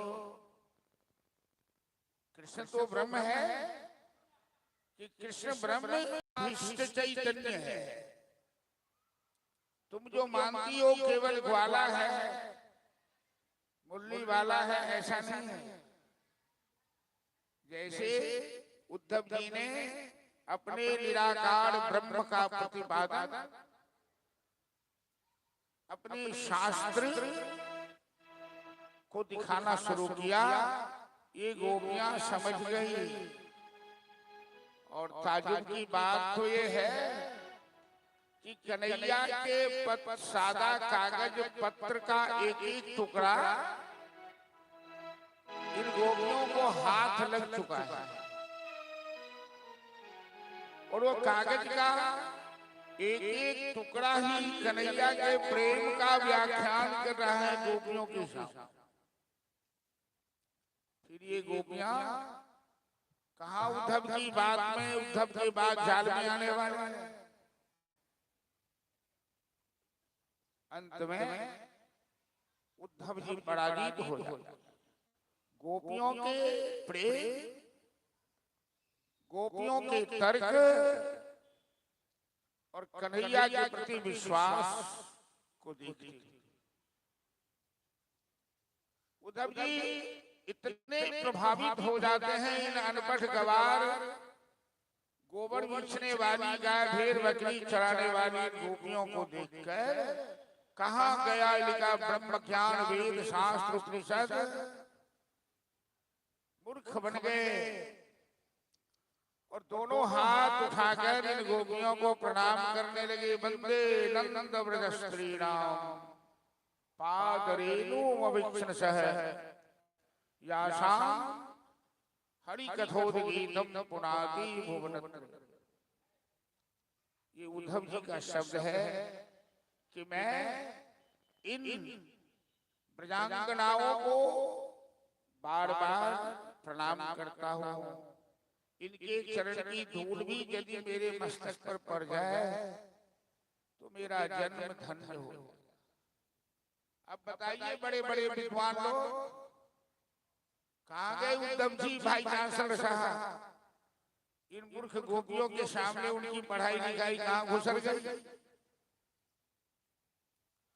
आषाढ़ महो चलन रे लुजुषा महंसा वृंदावने किमपि गुल्मनतौ सखीना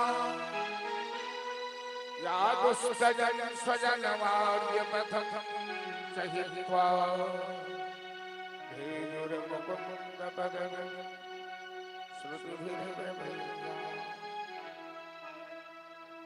उद्धव जी आंसू बहाते हुए भगवान से कहने लगे, प्रभु अगला जन्म हमें किसी रूप में देना, ब्रजमंडल में देना, पत्थर बनाना, गाय बनाना, बछड़ा बनाना, मयूर बनाना, बंदर बनाना, भालू बनाना, जो बनाना हो बना देना, लेकिन वृंदावन में जन्म लेना, क्योंकि धूल भरे अति सुंदर श्याम, तो तैसी बनी शिव सुंदर जगत।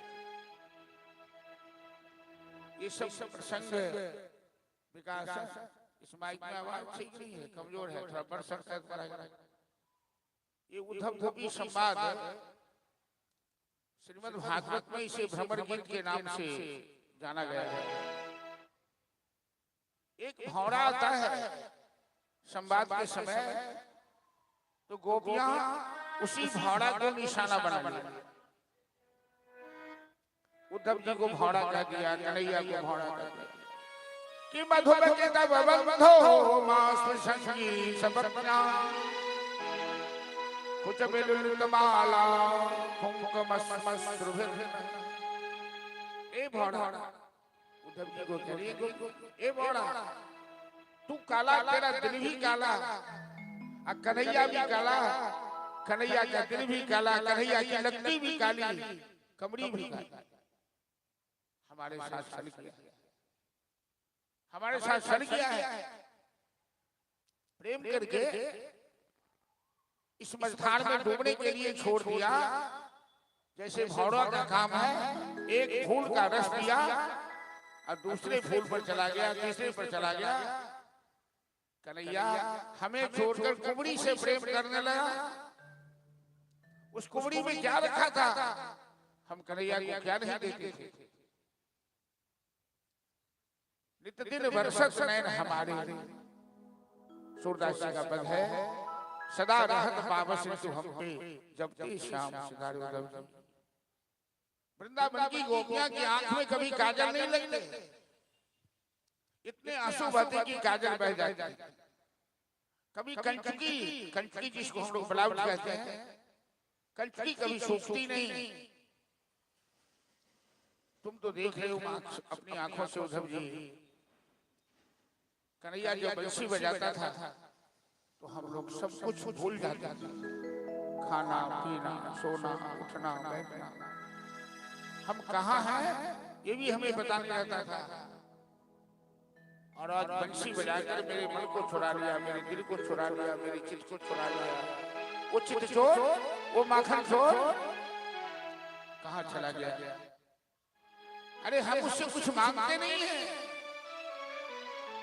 जाके कहना कि नित दिन बरसत नैन हमारा, अखिया हरि दर्शन को प्यासी, देखन चाहत हो कमल नयन को, निश दिन रहत उदास। जब 15 दिन की कथा हो, उसमें एक दिन कथा में उद्धव गोपी का संवाद रखना चाहिए। 4 घंटे 5 घंटे, क्योंकि उद्धव गोपी संवाद में समस्त साहित्य का भंडार भरा हुआ है, जिसमें छंद है, जिसमें रस है, जिसमें अलंकार है। श्रृंगार रस के 2 भाग होते हैं, वियोग और संयोग। उद्धव गोपी संवाद में जो श्रृंगार रस व्यक्त किया गया है, इसे विप्रलंब श्रृंगार कहते हैं। इन बातों को बताने के लिए तो समय चाहिए। एक दिन उद्धव गोपी संवाद हो तो कुछ मजा आ सकता है। गोपियां कहती है, उद्धव जी जाके कहना छलिया से कि हम उससे कुछ मांगते नहीं हैं, हम तो केवल दर्शन चाहते हैं। भजन के माध्यम से श्रवण कीजिए कि बंसी बजा के मोहना, क्यों कर लिया किनारा, क्यों कर दिया किनारा, क्यों कर लिया किनारा। स्वयं उस पार चला गया और हमें इस पार छोड़ दिया। चलिए बोले बांके बिहारी लाल की जय। बंसी बजा के मोहनो। मैं एक बात बता दूं, सूचना बता, हमको तो लगता है कि सभी श्रद्धालु भागवत पर चढ़ाना चढ़ा ही आते गए हैं, चढ़ाते गए हैं, और यदि कोई बाकी हो तो अलग से मौका नहीं मिलेगा 10 मिनट 20 मिनट। जैसे आप लोग आते हैं तुलसी दर भी मैं देता ही जा रहा हूँ। यदि कोई बाकी हो तो भीड़ नहीं लगा के भजन चल रहा है और यहाँ आकर प्रणाम करके चले जाएंगे। नहीं चढ़ाना हो तो तुलसी दर फिर बाद में आरती के बाद बांटेंगे। लेकिन यदि सड़कों की बात में मौका नहीं मिलेगा, कथा बाकी है, इसके बाद हमें विसर्जन का कार्यक्रम भी करना है। बंसी बजा के मोहना क्यों कर लिया किनारा। बंसी बजा के मोहना क्यों कर लिया किनारा। बंसी बजा के मोहना क्यों कर लिया किनारा। बंसी बजा के मोहना क्यों कर लिया किनारा। क्यों कर लिया किनारा। क्यों कर लिया किनारा। क्यों कर लिया किनारा।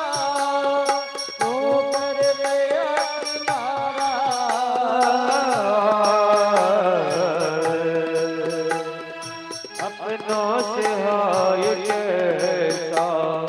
अपनों से हाय कैसा व्यवहार है तुम्हारा।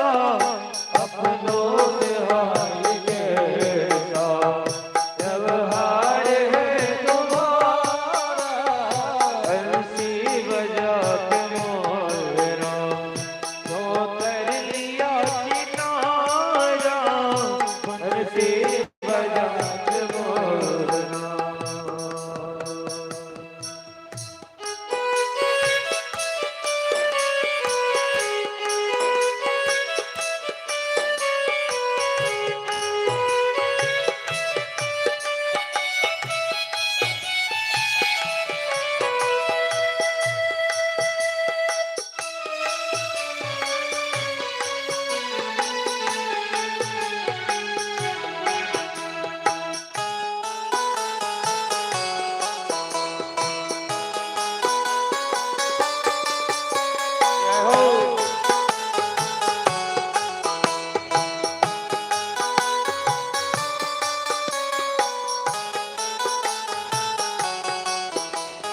ढूंढो गली गली में हो जा डगर डगर में। ढूंढो गले गले में हो जा डगर डगर में। ढूंढो गली गली में हो जा डगर डगर में। ढूंढो गले गले में हो जा डगर डगर में। अरे मन में यही लगन है। मन में यही लगन है। दर्शन मिले दोबारा। मन में यही लगन है। दर्शन मिले दोबारा। बंसी बजा के मोहना क्यों कर लिया किनारा। बंसी बजा के मोहना।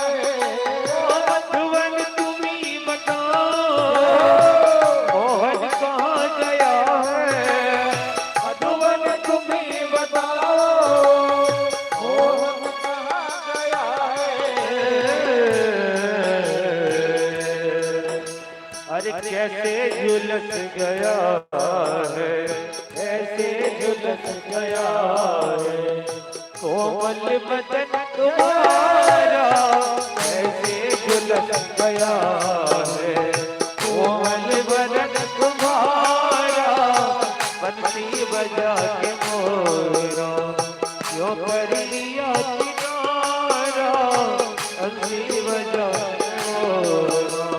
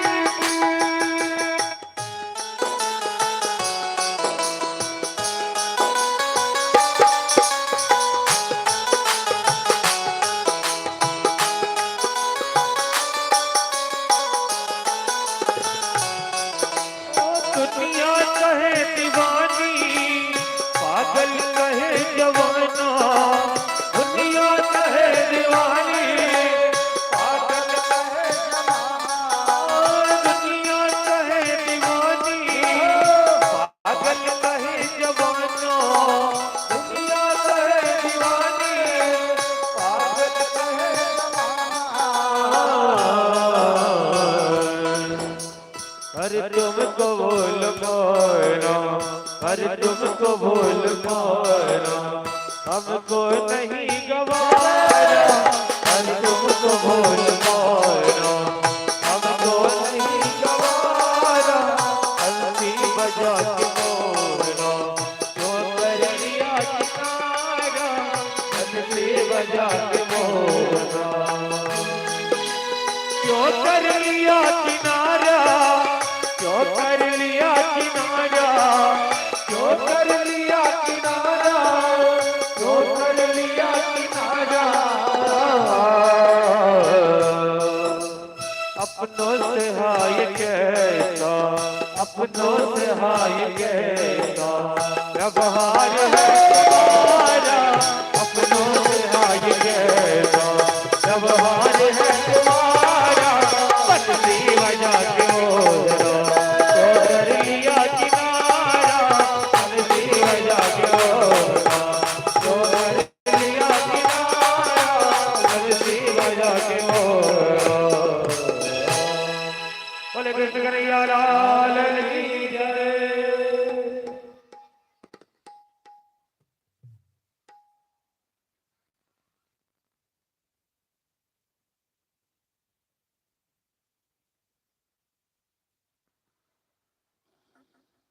गोपियां से कह रही है कि परसों कहीं आवन श्याम गए, पर बीत गए कितने परसों, परसों न बढ़े परसों की बात गई बरसों। उद्धव जी पूछ लिया जाते समय तो यही वादा करके गया था कि हम परसों लौट के आ जाएंगे। उसका परसों न घटता है न बढ़ता है, वर्षों में बदल गया। कन्हैया का स्वभाव ऐसा नहीं था। वो मथुरा काजर की कोठरी जित आवत तितकार। जब से कन्हैया कंस की नगरी में गया तब से उसका स्वभाव ऐसा हो गया। मथुरा नगर कान्हा गेलई नीर मोहिया सखी है गेलई नीर मोहिया से पलटियो न कहियो देखई होना।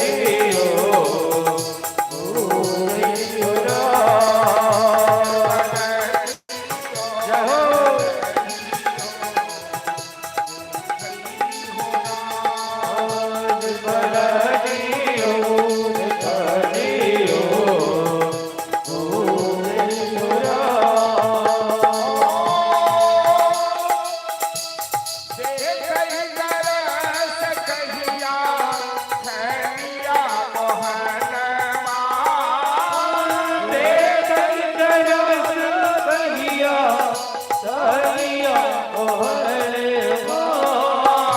खलिया मोहनमा से खबरियो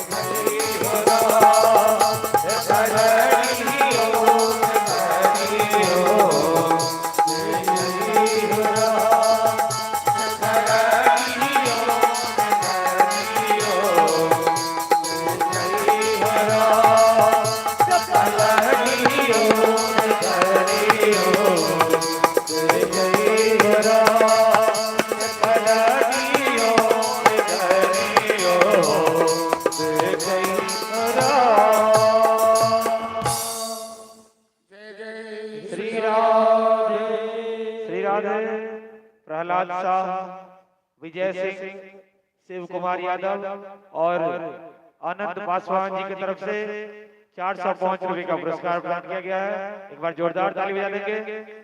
बोले बांके बिहारी लाल की, राधा रानी की, हर हर महादेव शंभो।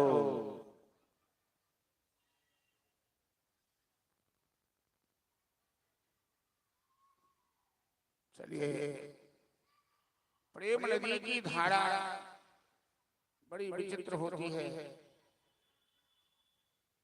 उद्धव जी के साथ गोपियों ने श्री राधे एक और माता ने ये तो अपने नाम की घोषणा नहीं करवाई। राधे राधे गुप्त रूप से ज्यादा धर्म प्राप्त होता है दान करने पर। इनके नाम पर भी जोरदार ताली बजा दीजिए। बहुत बहुत धन्यवाद।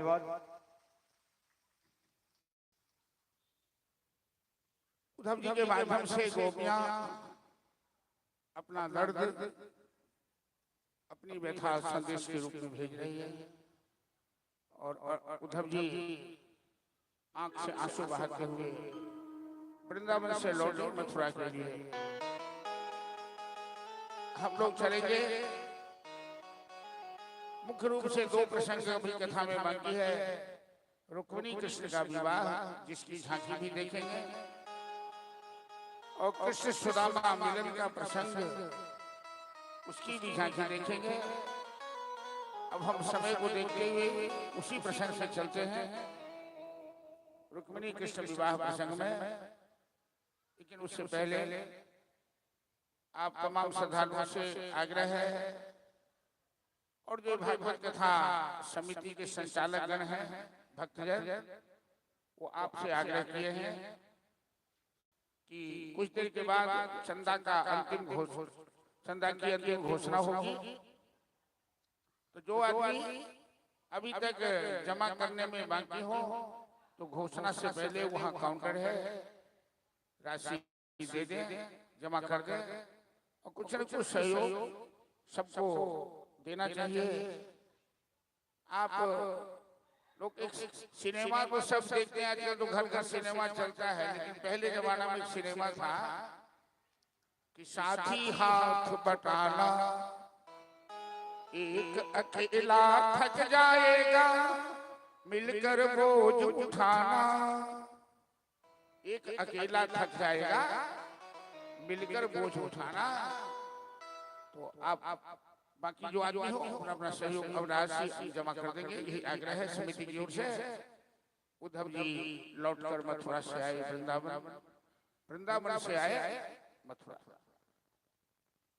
जाने से पहले अपने मित्र कृष्ण से झगड़ा कर रहे थे, क्यों याद कर रहे हो, और आने के बाद झगड़ने लगे कि क्यों नहीं जा रहे हो वृंदावन। दोनों हालात में एक ही जवाब मिला, ये तो प्रेम की बात है बुढ़ो, बंदगी तेरे बस की। प्रेम को समझना, पवित्र प्रेम को पालन करना, गोपियों का प्रेम निस्वार्थ प्रेम, पवित्र प्रेम है, जहां तनिक भी वासना की, स्वार्थ की बू नहीं है।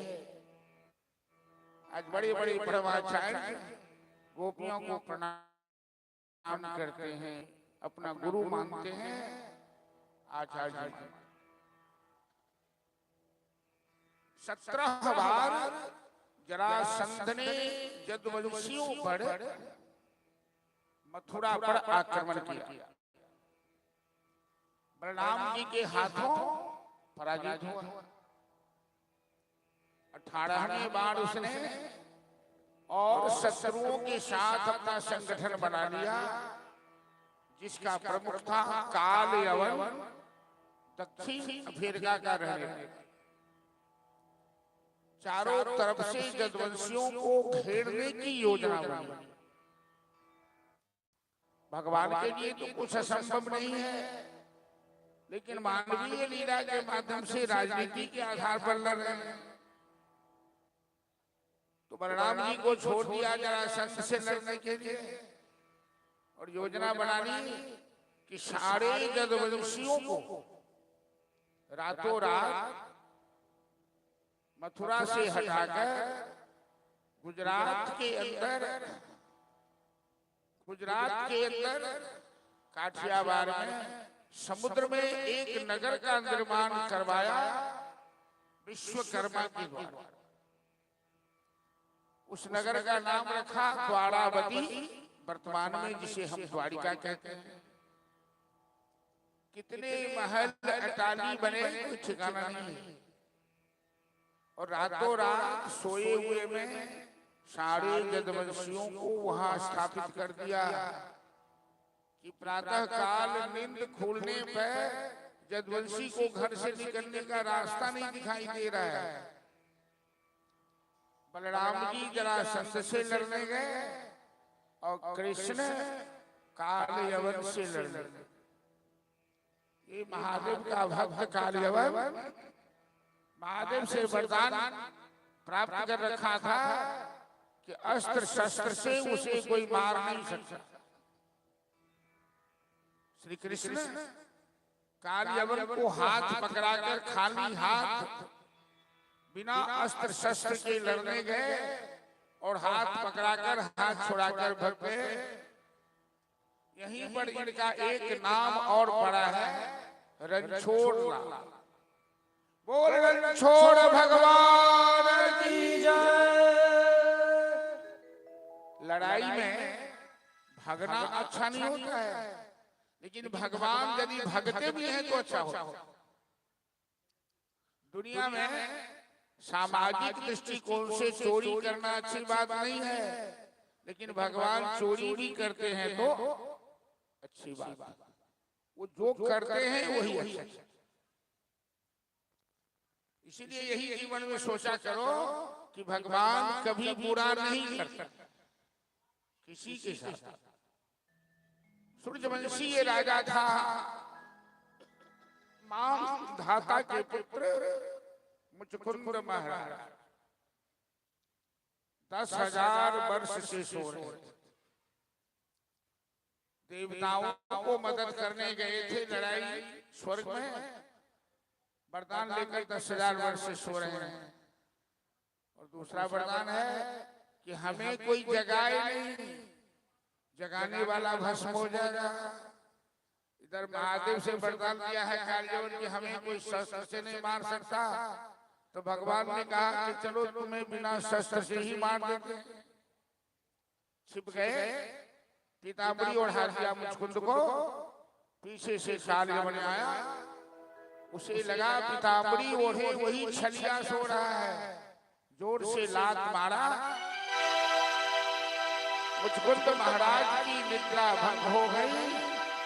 सामने कालयवन को देखा, आंख से अग्नि की ज्वाला निकली और कालयवन से फिर भगवान सामने खड़े हो गए।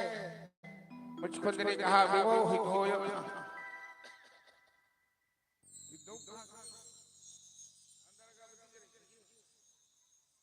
विमोहितोयम जननी समायया।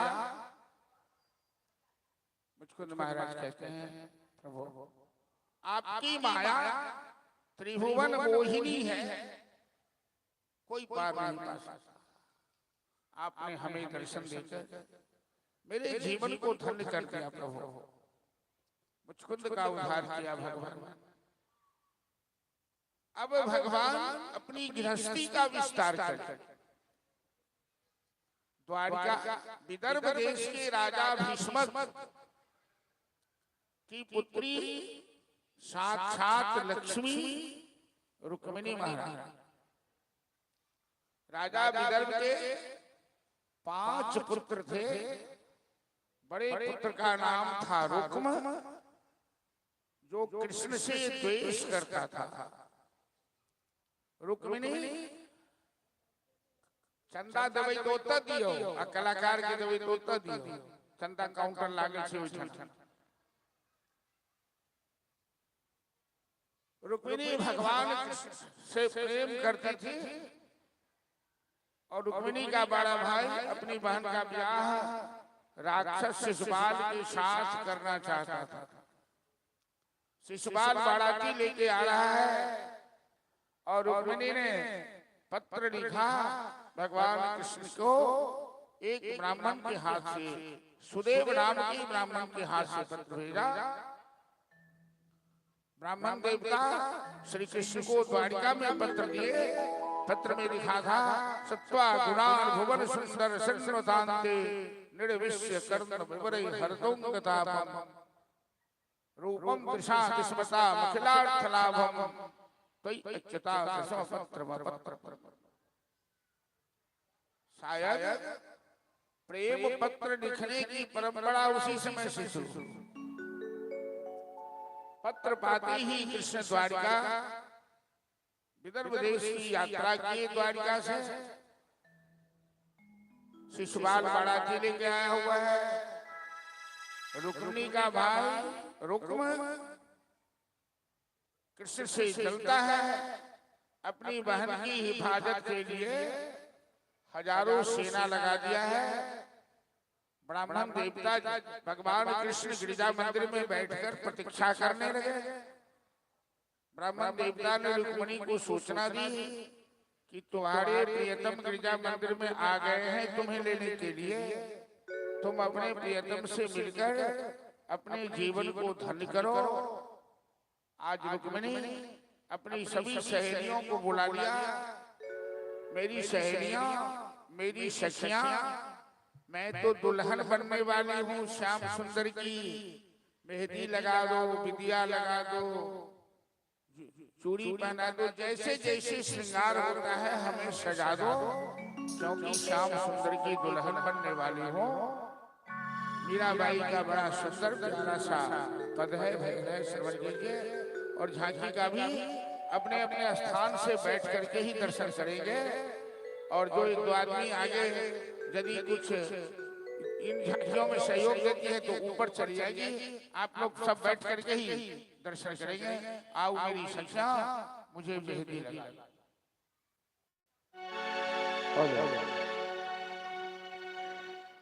ऐसे बर को क्या बरूं जो जन्मी और मर जाए। बरिए गिरिधर लाल को जो जुर्लियों तो अमर हो जाओ। बोले रुक्मिणी महारानी की, द्वारकाधीश भगवान की जय। आओ मेरी सखियों मुझे मेहंदी लगा दो, मेहंदी लगा दो मुझे ऐसा सजा दो। और ताली बजा के सभी भक्तगण ताली बजा के प्रेम से भजन का आनंद लेंगे और झांकी का दर्शन करेंगे। मुझे श्याम सुंदर की